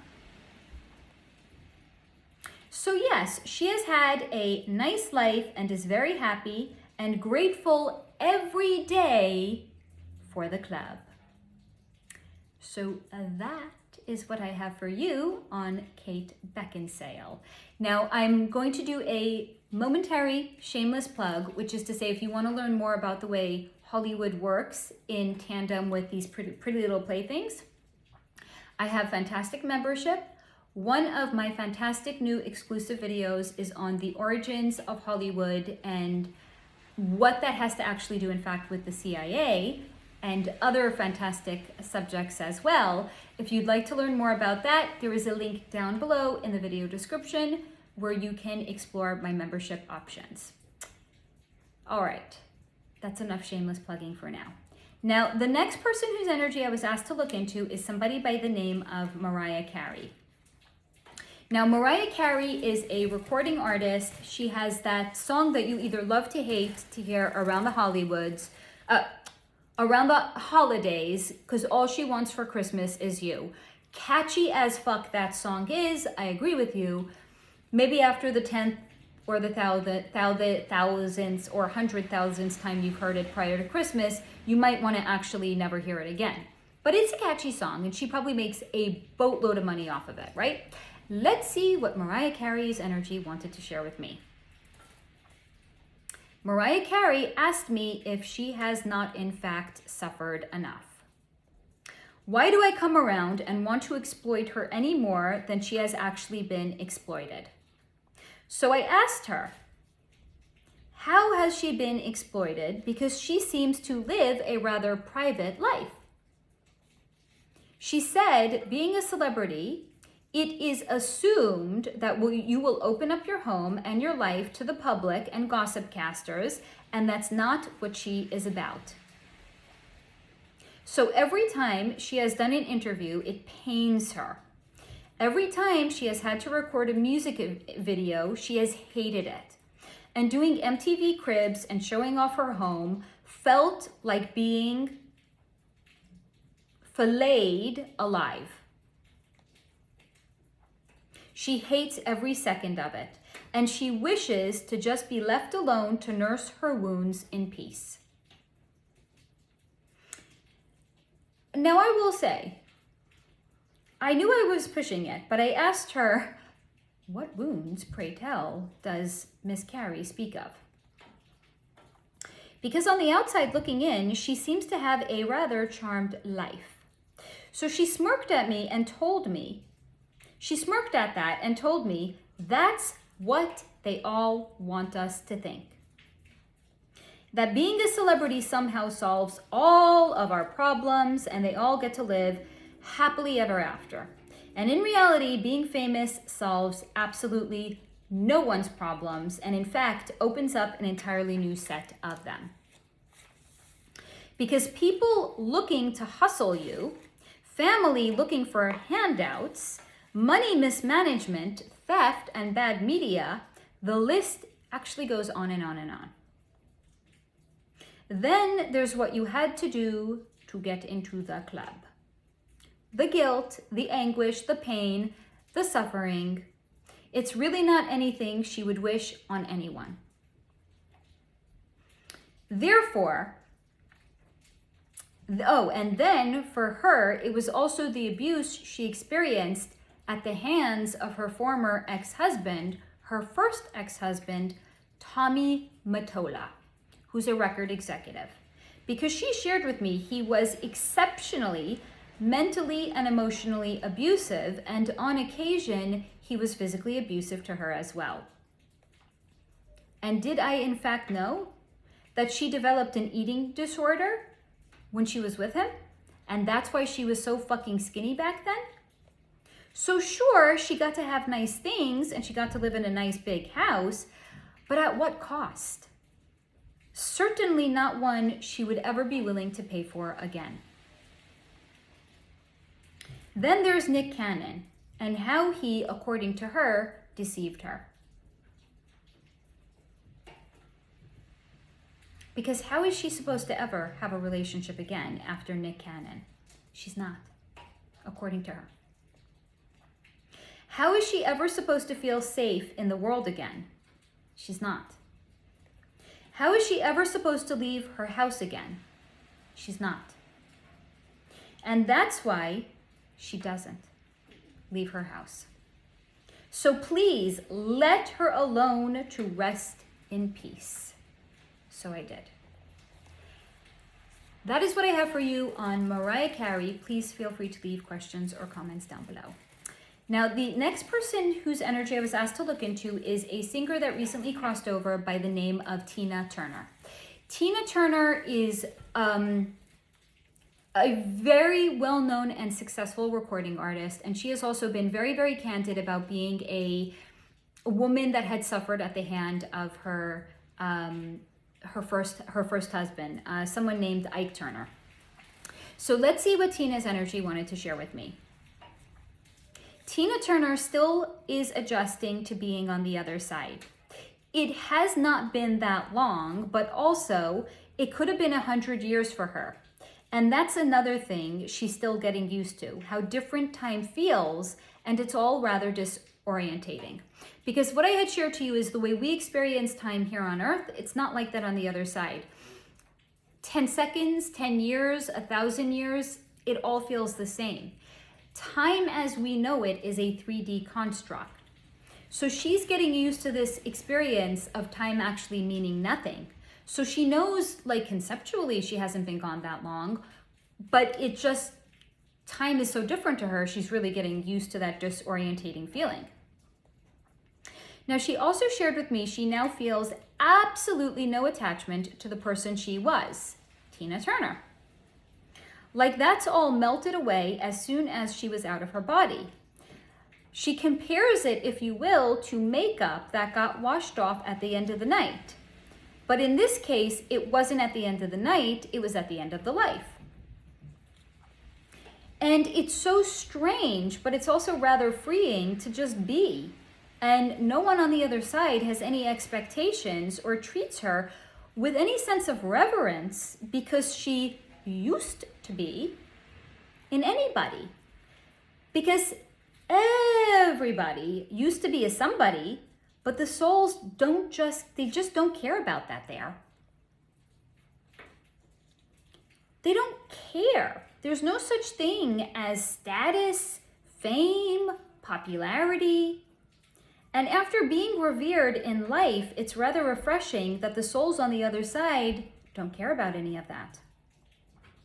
So that for her has been rather nice, but the whole energy and no body thing is a big adjustment to her. So we've heard so many people, celebrity after celebrity that have crossed over that said how much they loved being out of their body and how freeing it was for them.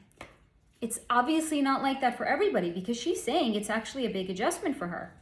Because she didn't realize until she had no body how much her body was part of her identity. But she sees she has an eternity to adjust to it anyway.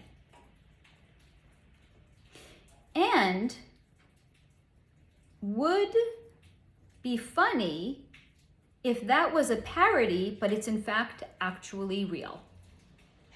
That is what I have for you on Tina Turner. Please feel free to comment down below. Now, the next person whose energy I was asked to look into is an actor by the name of Shia Labeouf. Now, again, because I don't research any of the topics, I'm just going to share with you anecdotally anything I know about him, which is it has been said he's a bit of a douchebag. Let's see if he wanted to confirm or deny his douchebaggery. Shia Labeouf is full of anger and has always been full of anger. And according to him, he would not say he needs anger management, as it's not his fault everyone around him is incompetent. And if he's the wake up they need, then so be it. Incompetent people, what did I write here? Incompetent people surround. I remind you, the hand that holds the pen of the channeled information. So incompetent people surrounded by other incompetent people. So no wonder no one changed or has ever been pushed to excel, according to Shia Labeouf. Everyone's surrounded by another incompetent person, and since they themselves are already incompetent, surrounded by incompetency, no one has ever been pushed to excel. Okay, maybe the problem is him after all. Maybe it's in fact because he himself has expected so much from other people. Sadly, even his prior romantic partners, because they were the ones that have wounded him the most. How was he to know how they'd all change one day and let him down? He just must be that unlucky in love. 2% personal opinion. We're maybe halfway into looking into his energy. How much do you want to vomit by him already? I think he has rather successfully earned his douchebag status. It's everyone else that's the problem. It's not him. And he just must be so unlucky in love because all the girls that he dated have all let him down. Really? He's really the unlucky one in love. But really, he must have the worst luck. I swear to fucking God, guys, this is his energy. This is the way he talks to me. He's the perpetual victim in life. But really, he really must have the worst luck to constantly be let down. And why? He's not a bad person, y'all. He's just a seeker of excellence, but bad? Certainly not bad. Maybe delusional, though. So how do they sleep at night? And do their mothers know how horrible their daughters actually are because they treated him so poorly? How they came in eager with promises to love him only to flee like he was the monster. Him! They are in fact the deceptive ones with forked tongues and duplicitous nature. How much do you despise him now? And Hollywood.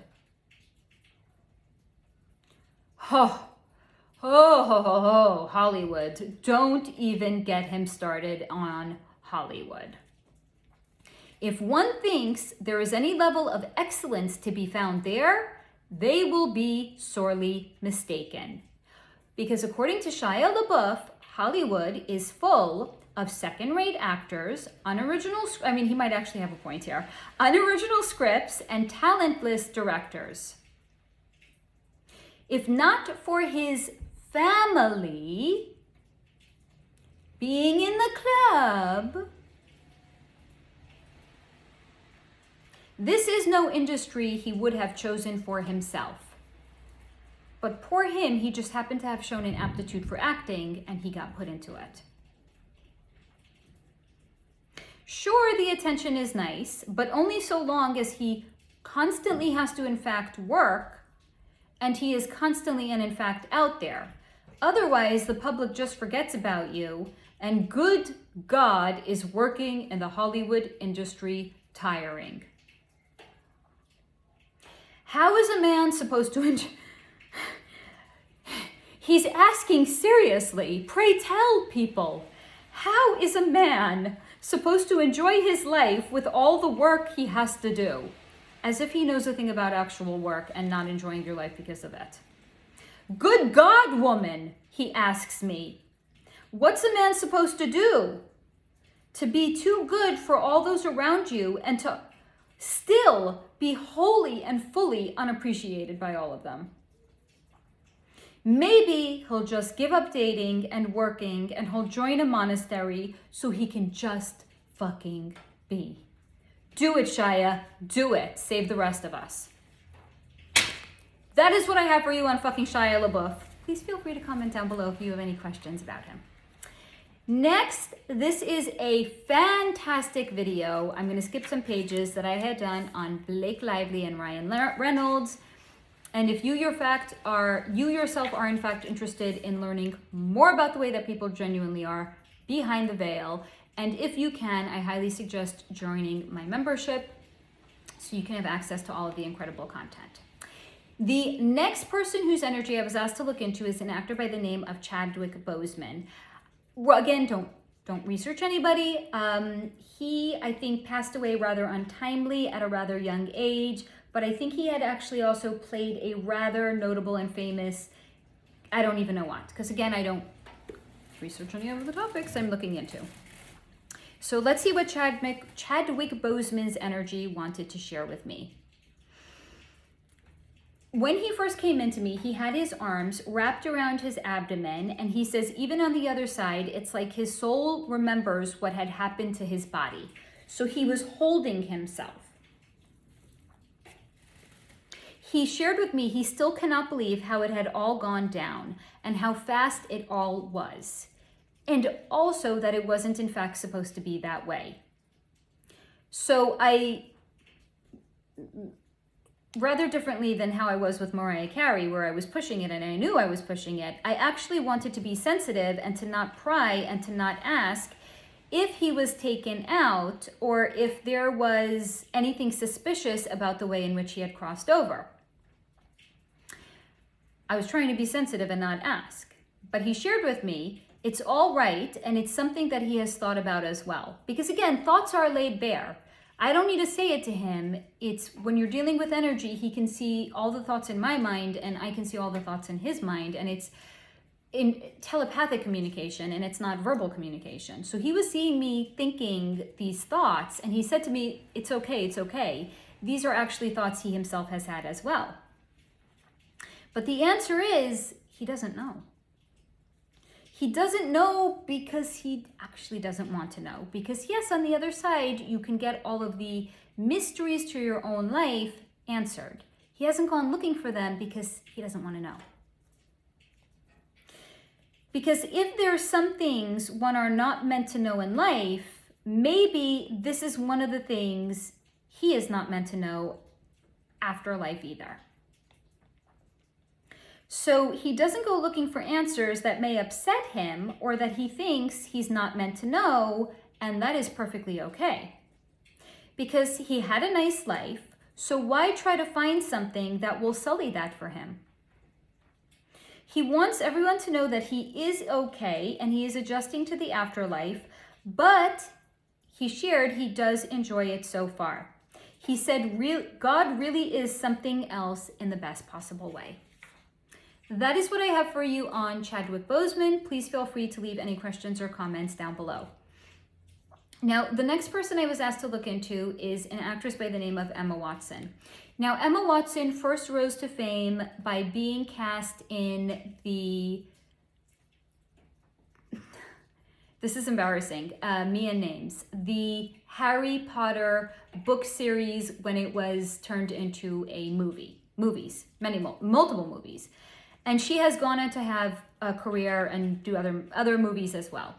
Let us see what her energy wanted to share with me. Emma Watson wants everyone to know. We have the delicate, dainty version of Shia Labeouf right here. Emma Watson wants everyone to know how hard this has all been on her.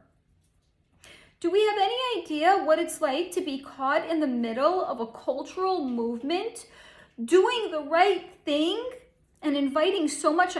I'm sorry, I'm making fun of her. I hope you guys know that. I'm going to stop. I'm just going to share the information. Yes, sometimes the snark comes out to play. I was certainly snarky when interacting with Emma. You will see further into the energy reading on her, but I promise I'm going to stop making fun of her. For a few minutes anyway. So again, do we have any idea what it's like to be caught in the, I can't even say it like I'm not making fun of her. She's a fucking snowflake. And you know what? This is my channel and these are my fucking videos. So if I want to imbue some personality into the people I am looking into, I'm gonna fucking do it. I'm starting at the top and I'm gonna be even fucking snarkier. So yes, Emma Watson wants everyone to know how hard this has all been on her. Because do we have any idea what it's like to be caught in the middle of a cultural movement where she is doing the right thing and she knows she is doing the right thing and she is inviting so much unwanted attention against herself by speaking out against J.K. Rowling? Do we even know what it's like? Of course not. No, of course I don't know. I couldn't possibly know. But just so I know, it's really hard on her. Now, what the fuck is she talking about, in case you don't know? J.K. Rowling has, who is the author of the Harry Potter books, has come out and she has expressed an opinion that is not approved that there's only 2 genders. How fucking dare she? Don't we know there's 100,000 genders at this point? The indignation that Emma Watson has experienced speaking out against this. Being in the middle of a cultural revolution and knowing she's on the right side of history, but still getting so much unwanted attention. Because there are people who are saying, you ungrateful little twat, you're biting the hand that fed you. You got your start in the industry because of her, and now you're speaking out against her? So, just so I know, it's been really hard on her. She just can't understand how narrow-minded J.K. Rowling is. How she could be so insensitive with her beliefs. How unkind J.K. has been with her words. And to imagine how much she looked up to her. Not to sound ungrateful to J.K. because she got her start because of her, but really, if she wasn't such a talented writer, she would have been done a long time ago, according to Emma Watson. Okay, Emma, we get it. You got lots of righteous indignation. So what else does Emma have to say? Apparently, in fact, not much. Because I sat with her energy to see if there was anything else, but she actually, in fact, just wanted to complain and bristle about it all. And how do people not realize what it's like to suddenly find yourself defending basic human rights like those that are of a phobic person? It's at this point, she seems to remember, I'm there again, and she narrows her eyes at me and asks me if I'm in fact transphobic. So I ask her if believing there's only 2 genders makes me transphobic, to which her response was she threw up her hands in disgust and she stormed away from me. That's what I have for you on Emma Watson. Please feel free to comment down below if you have any additional questions or concerns. Now, the next person or people whose energy I was asked to look into are Goldie Hawn and Kurt Russell. These 2 are fucking legends. They have been together for fucking ever. They're not even fucking married, but they've been together for fucking ever. Goldie Hawn is, what's her name? I think I looked into her actually next. Goldie Hawn is Kate Hudson's mother. We're gonna look into Kate Hudson next. But Goldie Hawn and Kurt Russell are both retired Hollywood actors and actresses. Let's see what their energy wanted to share with me. Goldie Hawn and Kurt Russell really, really love each other. Even now, all these years later, they just love each other. They love how easy and uncomplicated their relationship is, and it's also full of a lot of smoking weed. Maybe that helps. Not that they have smoked so much of it lately, but certainly early on, even if they're not having a lot now, they also had a lot of sex. So according to them, you want to have an uncomplicated, easy relationship, smoke a lot of weed and have a lot of sex. Life according to Goldie Hawn and Kurt Russell. But that was never in fact the glue that kept them together. And that's why it's not actually a fatal flaw that they don't smoke as much weed these days and they don't have as much sex these days, because it was never the glue. The glue was always that they genuinely enjoyed spending time together and genuinely enjoy one another's company. They're just two easygoing and uncomplicated people that found one another in this lifetime and are grateful for it. Now, what was also shown to me is that they have had many lifetimes together in which they were close, such as close brothers, some as lovers, certainly close friends. And because of that, when they met in this lifetime, they had a sense of familiarity between one another. And because both of their energetic DNA is an easygoing nature, it just works. So simply put, they're a vibrational match for one another. Like attracts like, they vibrate at the same frequency. Now, because they are both so easygoing, I asked about their time in Hollywood and if either of them actually in fact had to join the club. Now, they both looked at one another as if kind of like communicating between them before deciding what they actually wanted to share with me. And then they kind of gave a second glance as they were trying to determine like which one of them were going to actually answer my question. And it was Goldie. So she told me back then when she first started out in the Hollywood industry, there was no club. Not when they both got involved anyway. Not like there is one now. Sure, there had always been some sort of an association where they were in it, but not to the extent that it is right now. Not where you had to agree to be agendized or they controlled your life, because it didn't used to be like that back then. Back then, the girls were akin to prostitutes, and she actually, in fact, when she shared this, blushed, and she apologized to Kurt for saying so. As the girls back then, the young actresses were expected to sleep with men or even some women, even if they were not interested with them, they were matched with them. Kind of harkens back to what Kate Beckinsale had shared. But that was also about it. So Goldie was very popular when she first joined the industry because she was also very, very pretty.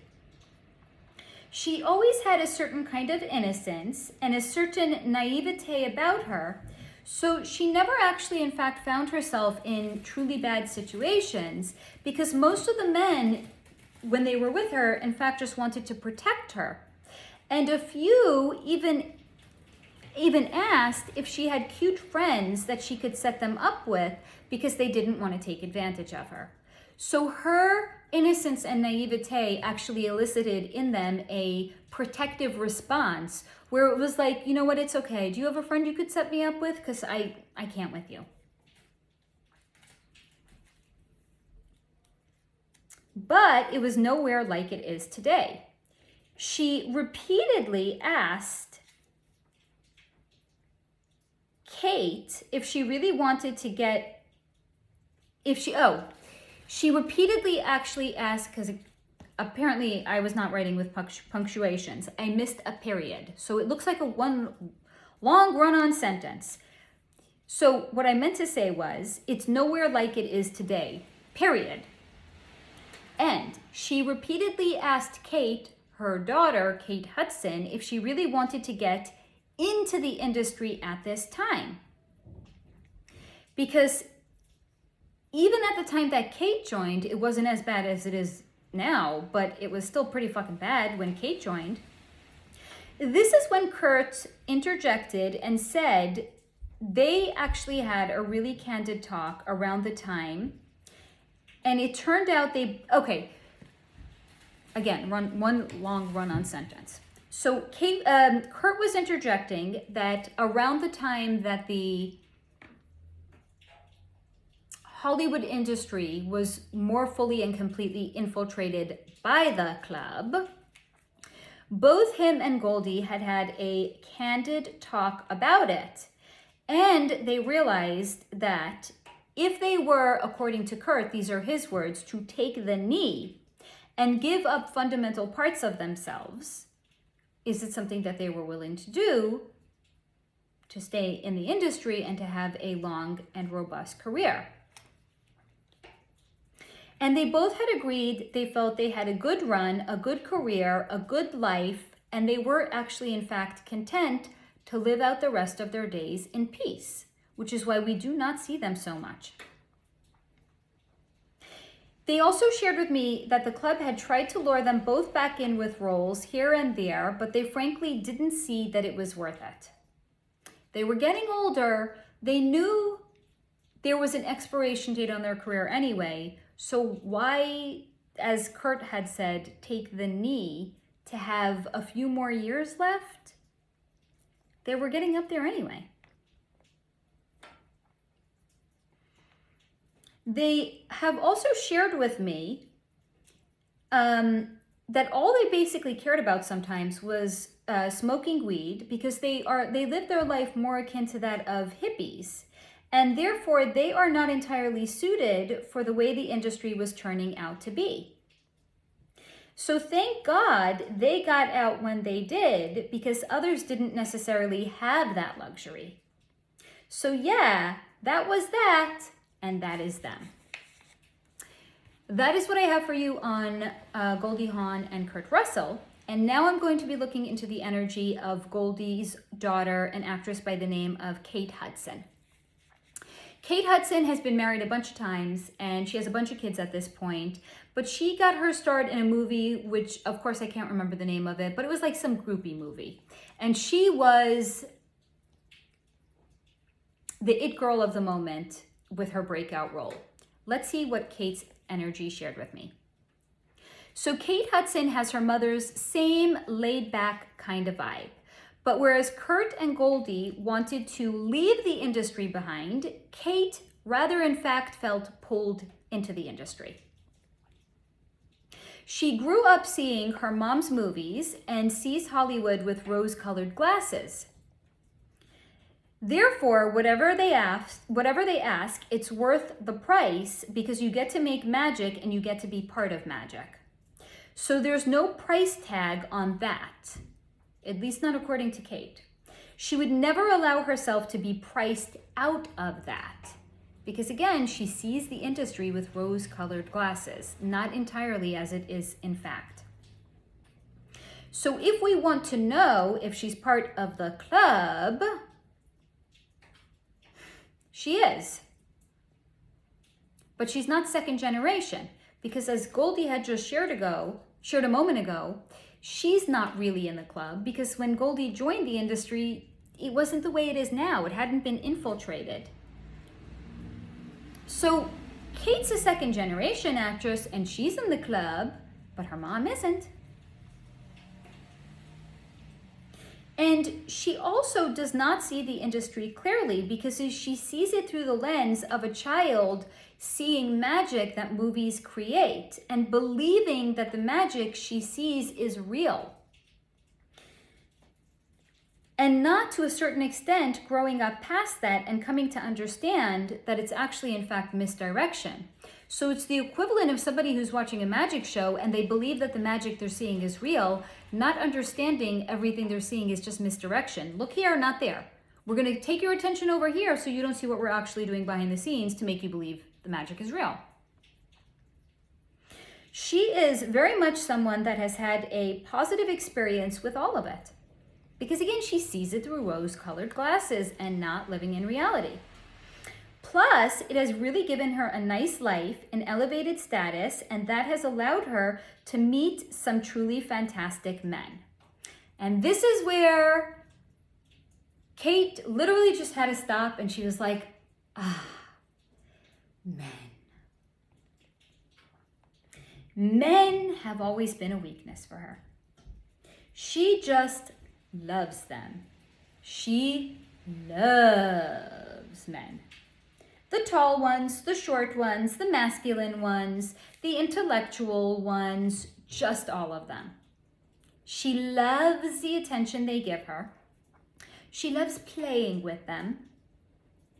She loves being played with by them, sexually. She loves all of it. And she's really never met a man that she doesn't like, and she only wishes she had more time to date and to fuck more of them. But she's a mom now and all that. So it's kind of forced her to grow up and to stop sleeping around. But in another life, she really hopes she comes back again, and she comes back really hot and horny so she can fuck all the men all over again. That is what I have for you on Kate Hudson. Please feel free to comment down below with any additional questions you may have. That concludes One Notebook. We are 2 hours and 41 minutes in. I can go for another 30 minutes. I don't know if I can get through everybody. Let's see if I can. If not, they will automatically, even though I've channeled them, they will carry over to the next AMA. I'm also going to start to really pick up the pace. The next people I was asked to look into are Sharon and Ozzy Osbourne. Ozzy Osbourne is a musical person from some years ago. I think he's famous for biting a head off of a bat on stage, and it was a real bat and he didn't know that it was. And Sharon is his long-suffering wife who has been on a few talk shows here and there. This is what their energy wanted to share with me. Sharon just shakes her head and clicks her tongue and says she's sympathetic for what the celebrities today have to go through. She knows, she's seen it. Her and Ozzy have had a taste of it, and it is not for her. She knows because they tried for the sake of the kids, but they've grown up, her kids, and they are now on their own, and they are responsible for their own choices, even if they are making bad ones. And her and Ozzy just love them anyway. So I comment that Sharon seems remarkably normal, and she just smiles and offers nothing in return to my comment. So I ask about her and Ozzy, and she tells me she just loves him too. Yes, she is sometimes more like a mother to him as well, but she asks rhetorically what wife sometimes isn't. She also volunteers that Ozzy really isn't like his persona, and not all the time anyway. But even if he was, she had already decided long ago that she loved him and she would continue to no matter what, and she has. He's not a bad man, and they've not had a bad life, and she is grateful for all of that. That is what I have for you on Sharon and Ozzy Osbourne. Please feel free to leave a comment or question down below. Now, the next topic that I was asked to look into, God damn it, do we have a shit ton of shit? Oh, okay. Hoping we're going to get through everything. The next topic I was asked to look into is Anna Wintour. Anna Wintour is, I think, the editor-in-chief of Vogue magazine. She is known for her haircut, which she has never changed. Maybe she might have even been born with it. I don't think has anyone, seriously speaking, has anyone ever seen Anna Wintour not having the chin-length bob with the severely cut bangs and the sunglasses? I think she may have actually been born that way. I'm not entirely sure, and her parents have certainly not confirmed nor deny it. So Anna Wintour has smiled slyly at me. She says I am not, in fact, the first energy reader that has tried to connect with her, but she lives an incredibly private life, and she likes it that way. So I tell her we don't have to discuss anything that she doesn't want to, and I won't go looking in or around her energy if that is not what she wants. So she ducks her head, kind of like this, as if to acknowledge what I had said. So I ask her how she feels about having so much sway in the fashion industry, and she just smiled at me again. She can be rather annoying. She tells me she never went into it wanting to sway, but she takes it to mean that she has done a job well done for that, and for that she is grateful. I asked her why she thinks she has so much sway, and she just shrugged at me. Very forthcoming, this one. I asked her which celeb she has most enjoyed working with, and her face clouds over immediately. And her mind goes to who she did not enjoy working with. Which, again, I remind you, when dealing with energy, all thoughts are laid bare. So I knew exactly where her mind went when it went there. It was Kim Kardashian. She said Kanye West was not so bad because he is at least interesting and he has a unique point of view and he actually has something to say. Kim was just bland and boring and more akin to a cardboard box than an actual person. So I asked why she had to work with them at all, and she acknowledges, quote, she had to, end quote. So I asked how involved the cabal is in fashion, and she just shrugged at me again. She is a tough nut to crack, and I don't think it's actually an act either. She isn't pretending to be demure and private. She just actually, in fact, is. So I asked if there's anything else she'd like to share before I moves on, and she just smiled and waved goodbye to me. That's what I have for you on Anna Wintour. The next topic I was asked to look into is tarot bad? And I think this was prompted by a comment that I had made in the past that anytime somebody is using external means to connect to the divine, it's actually an indication that their energy has been compromised because they're using something other than connecting to the divine to get answers. So let's see what the answer was that had come in on tarot. So no, tarot is not bad per se, because here's why. Nothing is truly good nor bad, and it is all the meaning we assign to things. So the only way tarot could ever be considered bad is if the intention of the reader is impure at the time that they were consulting their tarot deck, or if they are actually connecting to dark entities when they were in fact doing the reading. Other than that, tarot just is. So this is an invitation if you want to have tarot reading done, just make sure the tarot reader that you're going to has integrity and are high vibration themselves. That's what I got for you on tarot. Any questions? Please feel free to comment down below. This next one is super short, and thank the fucking Lord because we are short on time too. I was asked to look into a singer by the name of Ciara. This is what her energy shared with me. Ciara shared she tried, she really did, but at some point the ask was too great and she had to bow out. The terms of the agreement had expired and she chose not to renew them, and she was fine with that. That is what I have for you on Ciara. Any questions, please feel free to comment down below. This next person I was asked to look into is Sophia Richie, and I'm actually going to be, I'm going to share with you, I actually genuinely enjoyed looking into her energy because I found her to be completely different than I thought she would be. She's rather introspective and a breath of fresh air. Now, in case you don't know who she is the younger sister of Nicole Richie, and she is the daughter of singer Lionel Richie. Let's see what her energy wanted to share with me. Sophia Richie shared she is a bit lost to herself. She was raised in Hollywood around other industry kids, a lot of them with money, and these things have a way of influencing you. And at her core, though, she actually is a deep, and this is the way her energy came into me, deeply introspective. She is much more of an introvert, quiet and thoughtful. And had she been born and raised elsewhere, she would have perhaps been an academic or a researcher, and she would have been perfectly content with that. But she wasn't. And thus, she's been deeply influenced by so-called priorities that are part of the circumstances in which she was raised. And here's the thing, she also acknowledges that some of these so-called priorities under other circumstances would be seen as utterly prosperous. She recognizes it, but she still goes along with it, in part to make her status-obsessed family happy, and in part because the reality is it's all she's ever, in fact, known. She wouldn't really know how to live any other way, would she?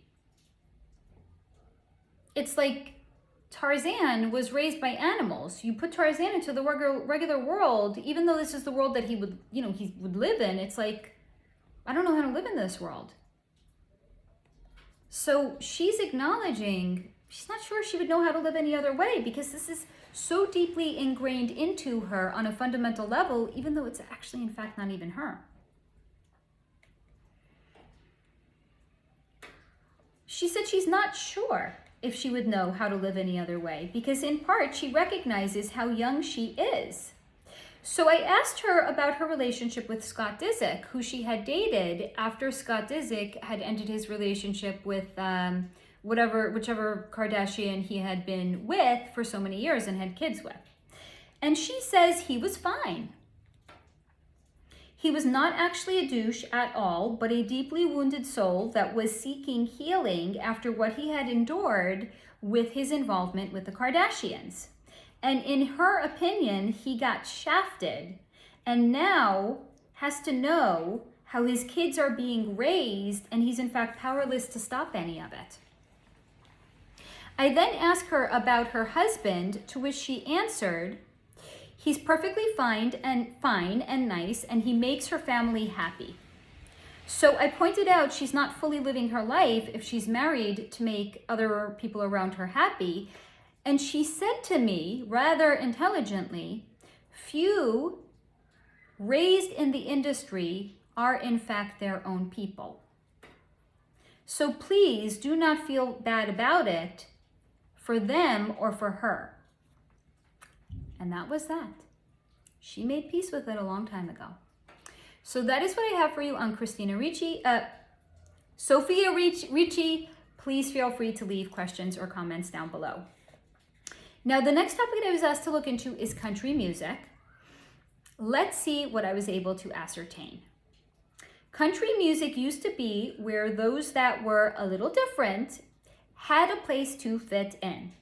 So by today's standards, if somebody wasn't a rap artist, a pop artist, a R&B artist, or a rock artist, but they had talent, they could get into music through country music.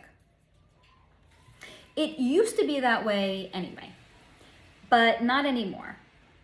It used to be that way, the same way Burt's Bees and all other so-called natural products used to be independently owned, but are now owned by big corporations.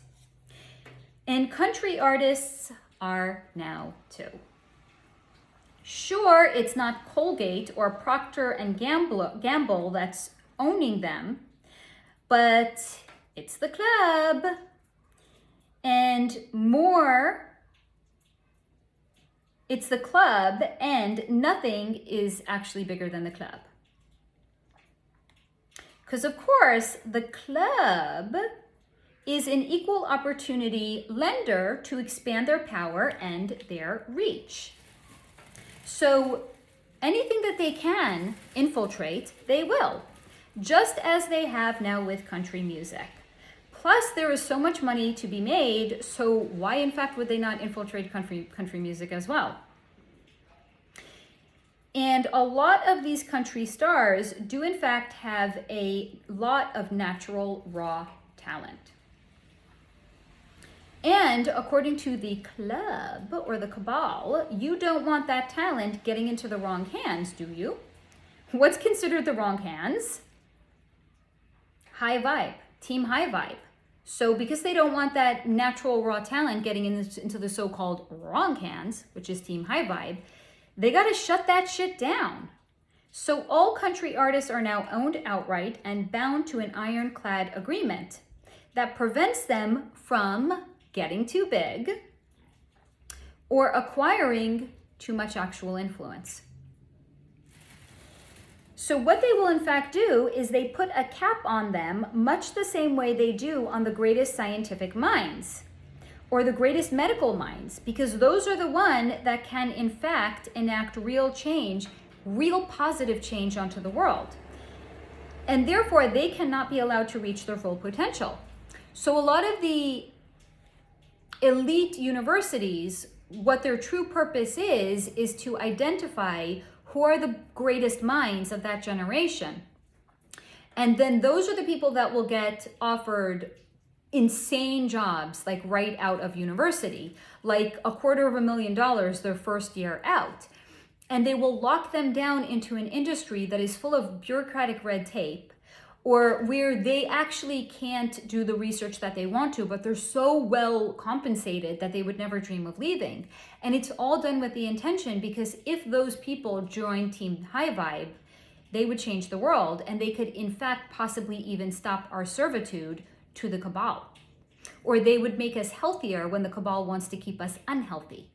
Because a population that is overweight, sick, and dying is an easy to control population. But an empowered, healthy population is a hard to control population. So they will lock down the country artists that actually have raw talent, because they don't want them to get too big, and they certainly don't want them to end up on Team High Vibe, because they could actually be of real influence there. So they lock them all down. So they are not allowed to in fact ever reach their full potential, and it works. Because they give these young kids a taste of power, and they tell them they're special, and you tell them that you'll take care of them, and they will never stray. So it's essentially like being in an unhealthy relationship and being told you don't have to work by your partner because they will take care of you. But they're actually just doing that so they can disempower you so you can't leave them. It's the same thing here. And they do it because they don't want these young country artists to find out just how magnetic they in fact actually are. So they give them just enough to satiate their appetite, to keep them down. Especially if you play with them at first. So what would they do? You hem and haw, and you tell them you aren't sure if they have a future in country music. You're not even sure if you want to sign them. You're not sure if anybody even wants to sign them. But then you do, and they are so relieved and they are so grateful that they in fact actually don't ask any questions, and they are happy with the scraps that they are given. Because they have been told, we're not even sure if we can do anything with you. We're not sure if you're a great talent or you're a great beauty And then you sign them, whatever scraps you give them, they're overjoyed with.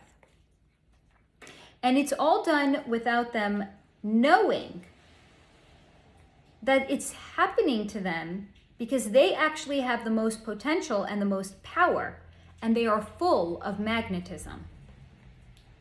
Now, it was also shown to me that it was actually Dolly Parton that gave the club the idea to get into country music, because Dolly was old school country from pre-club days, but she had a lot of similar extracurricular activities and interests as those that are in the club. And because of it, she was actually at a lot of parties. And Dolly Parton is a bit of a chatterbox, and she was always talking about how country music is growing and how much new talent is interested in getting in. And voila, just like that, country stars are now owned and operated. Thanks, Dolly. That is what I have for you on Dolly Parton. Please do feel free to, on the country music industry, please do feel free to comment down below. Now, I'm going to skip some pages because this is the video I had just done on infidelity. Excellent, if I do say so myself. Please feel free to go back and watch it if you have not yet seen it. And the next person I was asked to look into is another late night TV host by the name of Stephen Colbert. Now, Stephen Colbert, my guides were very, very demonstrative with Stephen Colbert's energy. This is what was shown to me. Stephen Colbert would lick the asshole of every member in the club if they asked him to. Yes, literally, not just figuratively.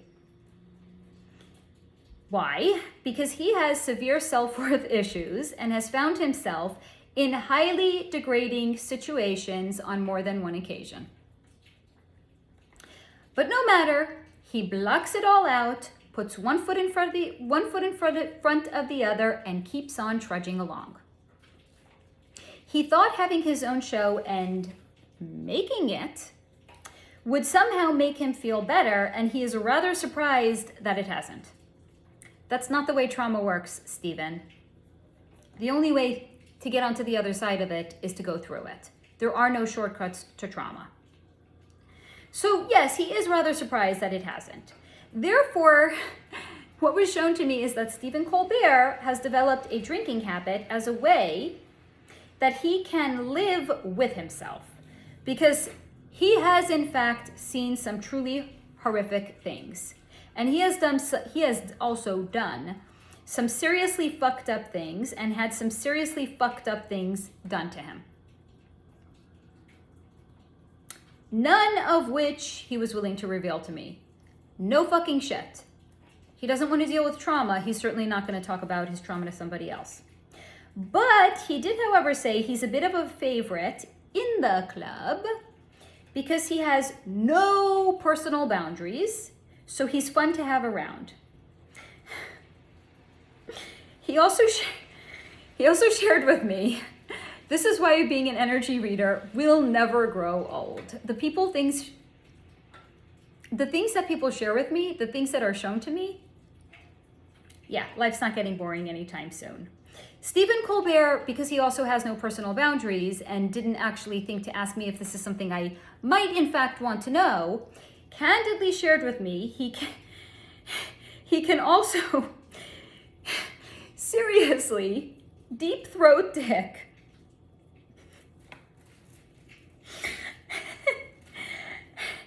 and makes, I need a minute here, guys. It's quite another thing when I'm just receiving the information and I'm just the hand that holds the pen. It's another when I'm actually verbally sharing it with you guys. He can seriously deep throat dick, I can't make eye contact with you guys now, and makes men come like simpering bastards. So there's that. Does he regret it? Does he regret anything? Not as long as he has a drink in his hand, he doesn't.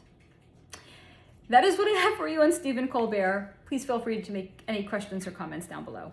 The next person I was asked to look into, this is literally 2 lines long. I was asked to look into the comedian named George Carlin. This is the entirety of my interaction with him. George Carlin chuckled and said to me, quote, "I told you so," end quote, and walked away. That's what I have for you on George Carlin. Please feel free to leave any comments or questions on him down below. The next person I was asked to look into is an actress by the name of Zoe Kravitz. Now, Zoe Kravitz is the daughter of Lenny Kravitz, and I forgot her mother's name. I think we can do this. I really hope we can do this. What time is it? Always running to catch an imaginary bus here. All right. So Zoe Kravitz is the daughter of Lenny Kravitz and I don't know who. I forgot her name. Let's see what her energy wanted to share with me. She's also an actress in her own right. So Zoe Kravitz tentatively agreed to talk to me. She shared she's still trying to make it in Hollywood and has to be incredibly careful with what she says. I asked why she thinks she's still trying to make it in Hollywood after she was cast as Catwoman in the latest Batman movie. And she gave me a side-eye glance that seemed to say, really? She does not feel she's made it, and she isn't entirely sure she ever really will. She acknowledged she's not the best actress, or maybe she's not even one at all, but she still really, really, really wants to be one, like a real one. And for the craft and not at all for the fame. She does live a mostly private life, and that says a lot about her. that it's not the fame she's into and it's her dream. So according to her, why shouldn't she pursue it? She's got a point there. Yes, she did acknowledge it is a toxic industry, but it is changing and she wants to be at the helm when it does. So all the old players that are in the club, all of those, once they are shuttered out, she will be standing there and she will be asking them to please cast me. And maybe with her eagerness, they will actually in fact cast her. That is what I have for you on Zoe Kravitz. Next, I'm going to move on to an actor by the name of Kevin Spacey.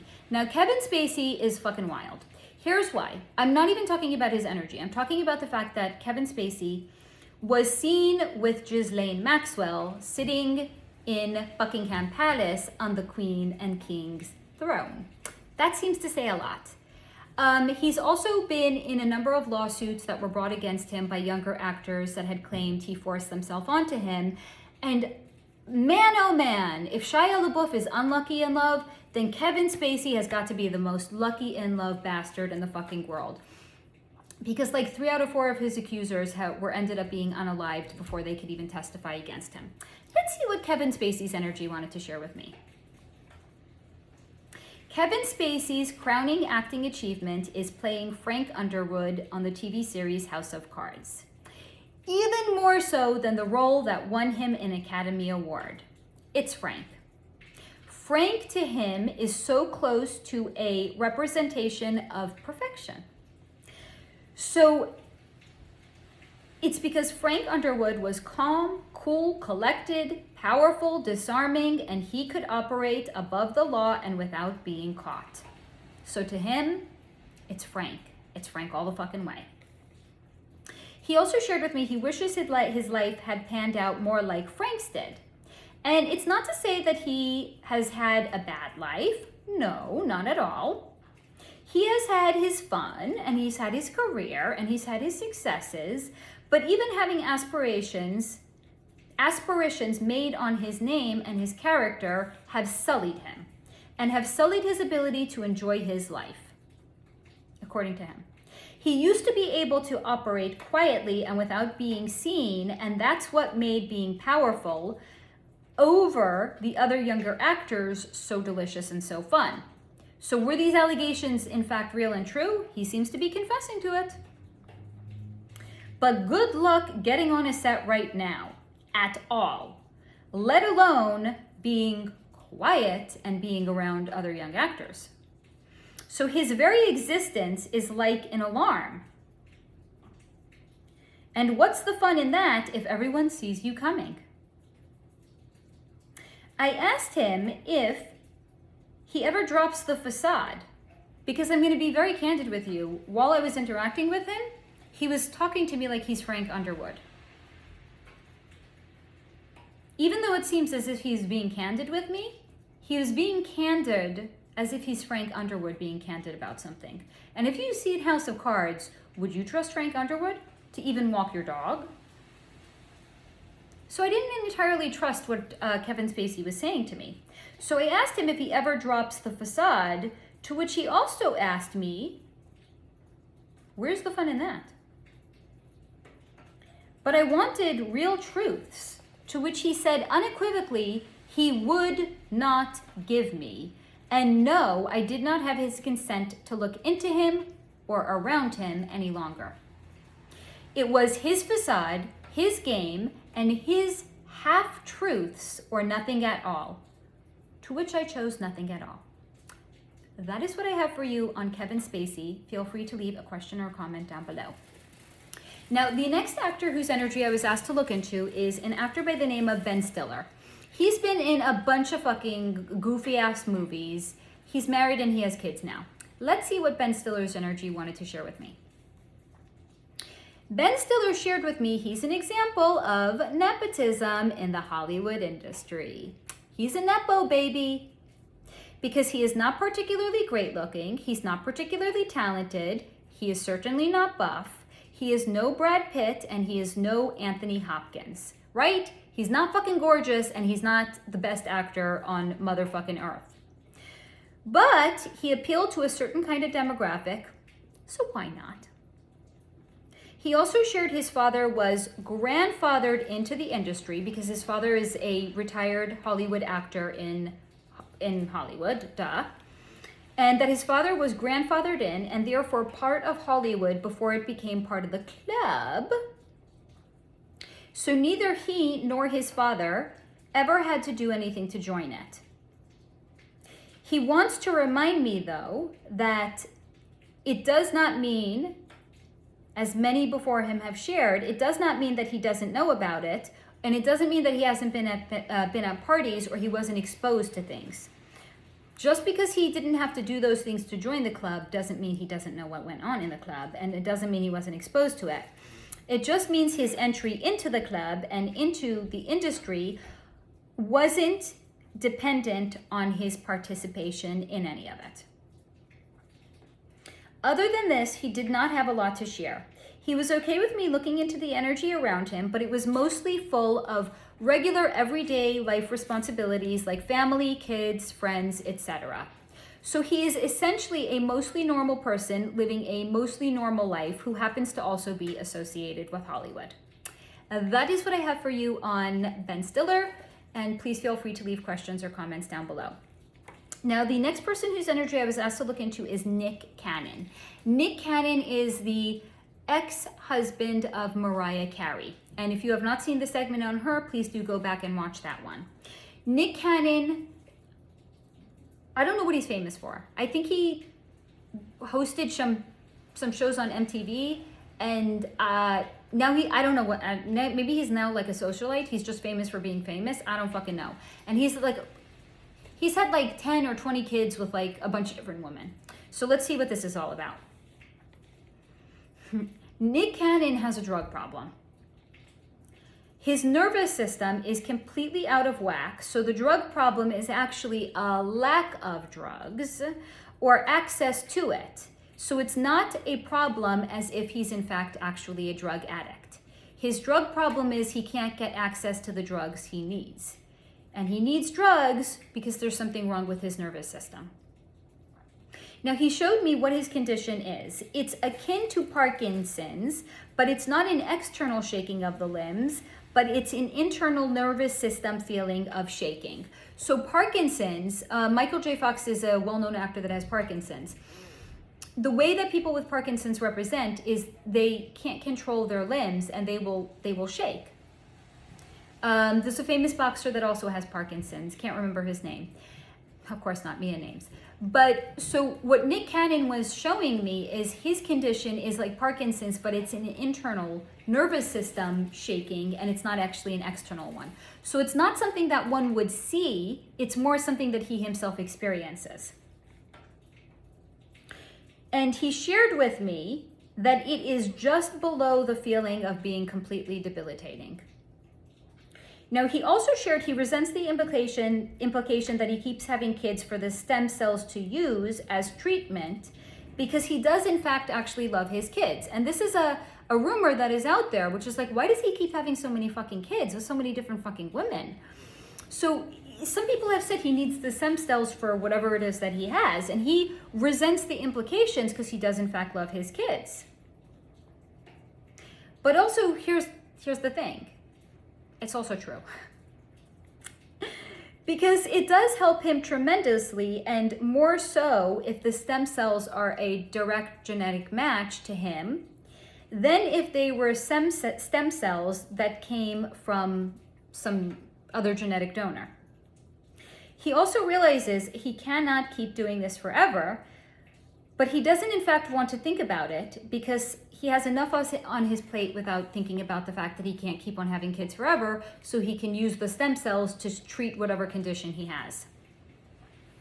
I asked if he has anything else he wanted to share, and he half-jokingly asked if I wanted to have a kid with him, because he is in fact accepting applications. So that is what I have for you on Nick Cannon. Please feel free to leave questions or comments down below. The next people I was asked to look into is Sonny and Cher. Sonny and Cher were famous, I think in the 60s, maybe the 70s. They had like a musical show on TV.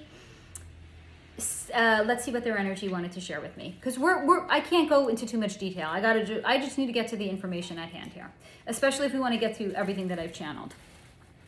So Sunny and Cher were shown to me as, surprise, surprise, being two club members that were placed together. Have you got it yet? Everyone who's anybody in the industry, it's because they were part of the club. Now, good thing they also liked one another. However, not romantically, not really anyway. That was all for a show. That was all for the world. They were another love story to capture our attention, to take over our time and our attention away from ourselves, and to make us feel bad that we haven't achieved that storybook level of love and success. Yes, they were in fact quite successful. Astonishingly so. And what was shown to me is that actually had to do in large part because of Sunny and not because of Cher. Here's why. He was the perfect foil for her, the perfect counterbalance to soothe away her rough edges that were as sharp as her jaw, her cheekbones, and her shoulder bones. So many sharp edges that one had, personality-wise too. But that was not seen in large part due to Sunny's influence. He was, if you will, calm and zen, and it was hard to feel or be any way but that when somebody was in his presence. For Cher too. So he was like a zen balm to all of her rough edges. So she could be rather intense on her own, but he was like Xanax in human form to Cher. So a lot of their success was in large part due to his influence and a much needed balance that he provided to all of her rough edges. Though they were put together, they did indeed get along as friends. Great friends in fact, and maybe they were even sometimes lovers, but they also had their own lovers on the side. Sunny was shown to me as swinging both ways, but he actually preferred men. And Cher swung both ways as well, and she also preferred men. So sometimes they would even play together with mutual playthings. Sometimes they would play solo with their playthings, or sometimes they would just be alone. Sunny was also shown to me as being into autoerotic asphyxiation, which is where a man will tie something around his throat to temporarily cut off oxygen while he pleasures himself. So Sunny knew his way around his own body and what he himself liked, and he also knew his way around men's bodies and women's bodies. He was equally good at being with both genders and pleasuring both genders, and he was fucking proud of it. Even all these years after he has crossed over, he is like, lady, I am fucking proud of my contribution that I made to my partners. I knew how to pleasure them. Now because the question was he in fact a sacrifice for Cher's success? It was shown to me he was not a sacrifice because they were both, I remind you, already in the club. So there was no need to sacrifice him for her success because, I also remind you, her success was in large part due to him and his influence. So the sacrifice, if you will, was in fact their daughter. They had a daughter together that they named Chastity, who now identifies as Chaz and is the very, very first celebrity couple that produced a so-called trans child. Is that a coincidence? Of course not. While the country was focused on them and their marriage and their success and their love story, no one was really looking or paying attention at how this agenda was actually being introduced at that time. So this was done to show the world that there's nothing so-called wrong with being trans, and it can happen to the nicest of people and the nicest of families, and it's absolutely nothing to be ashamed of. Obviously, to a normal person, we would say it's nothing to be ashamed of. I'm talking about this being part of the agenda. This was not real. This is an agenda. So yes, the trans agenda, in case you were wondering, and I've spoken at length and candidly, do not fucking come at me and accuse me of being fucking transphobic. I'm not. Because when it's done real and authentically, it's beautiful. If you feel like you don't identify with your gender at birth, I don't think anybody has a problem with that. This is the trans agenda, right? So yes, the trans agenda has been going on for a very, very long fucking time behind the scenes, and it's only just coming up now and coming to the surface. Because I've even done a video on it. I've looked into it, and I have shared that trans actually naturally does occur in a percentage of the population. So we're not denying that people don't necessarily jive with the gender that they were born with. I'm just saying that it's actually been hijacked and it's been agendized. And if you don't know about that and you want to learn more about that, I'll link the video that I have done on the trans movement down below. It's transgenderism and it's transhumanism. They're both in one video, okay? That is what I have for you on Sunny and Share. Please feel free to comment down below. The next topic, as I am running to catch up with the imaginary train that I was asked to look into, is Drew Barrymore. What was shown to me, I really hope we can finish all of this. I think we can. Drew Barrymore was shown to me as being lost to herself. She experiences the world as if she is underwater and everything is rather dreamlike to her. This is due to her rather traumatic upbringing and lack of real parental love and guidance that she received. Now, Drew Barrymore rose to fame being cast in the Steven Spielberg movie E.T. So she grew up on movie sets. She's been in them since she's very, very young. She's come out candidly in saying that she actually had a drug and alcohol addiction, I think by the time she was like 10 or 12 or something. Like, what the actual fuck? You know what I mean? And this is due to her rather traumatic upbringing and lack of real parental love and guidance. Her mother was shown to me as being exceptionally selfish and too busy living her own life to be there for Drew in any meaningful way. So Drew insulated herself in a dream world. It's a rather extreme version of disassociating. Disassociating is called like DID, dissociation identity disorder. It's another way of saying, or it's the modern way of saying like multiple personality disorder. But it's been modernized where they're saying you don't necessarily represent having a whole separate identity. It's where you are disassociating out of yourself when something traumatic actually occurs. So yes, she has insulated herself in her own little dream world. So Drew, and yes, it is a rather extreme version of disassociating, but she sometimes has trouble telling reality from the world at large and the world that she has withdrawn into. So she could, in fact, be on set recording her show. She has a talk show, Drew Barrymore talk show now.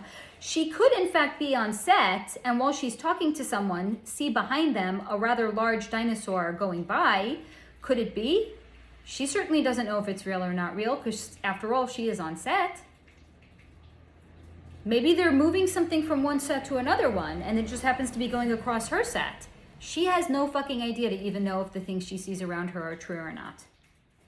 Other times, she was shown to me as experiencing the world as if she is on an acid trip when she, in fact, is not on one.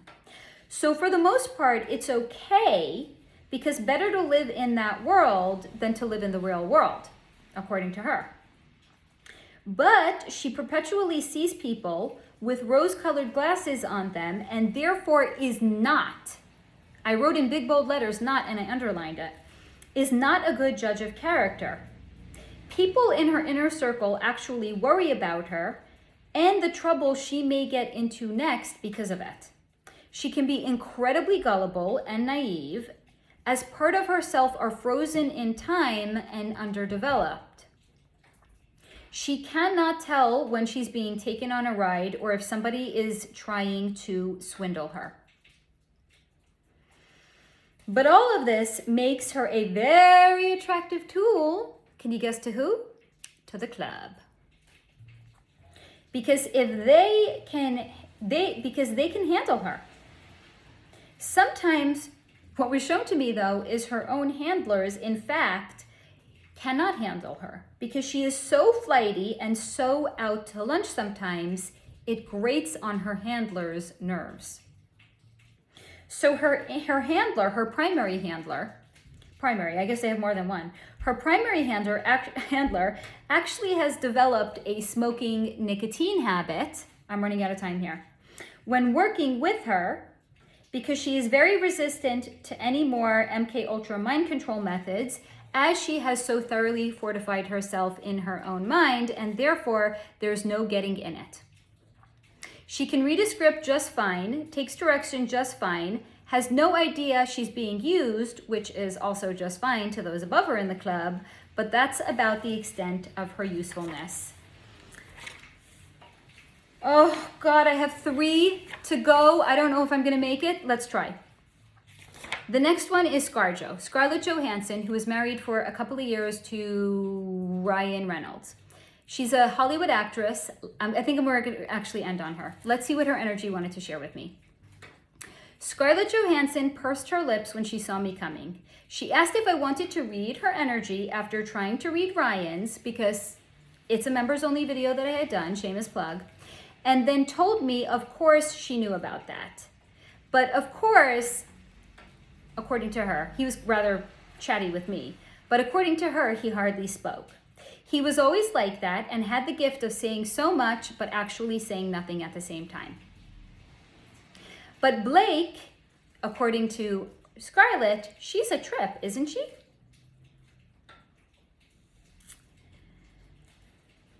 I nodded and asked how it has been for her that Ryan has moved on and remarried and has a bunch of kids now. So she just shrugged and said, she's moved on too, so why should it bother her that he has? Fair point. And anyway, it's not like that in the club. Not always do you get to marry the one you love or be with the one you love, so you just learn to love the one you're with for as long as you're with them, or not. But she has found it makes things so much easier overall and more pleasant too. Otherwise, you end up being miserable all the time, and that can really muddle your brain. And then they really have to muddle your brain to get you to seem as if you are happy. MK Ultra mind control. They want you on the red carpet looking like you're having the best fucking life ever, and if you're not playing like you're happy, they're gonna fucking muddle your brain. So according to Scarlett, it's a lot easier than being miserable where they have to muddle up your brain. So it's not worth it. And in fact, there's a few people she wishes she could tell this to, but they'll learn it on their own, and soon enough. They all do anyway. Now I asked her if it was worth it in the end. And this is where things took a rather interesting turn. So she glances over at me and she's assessing me, right?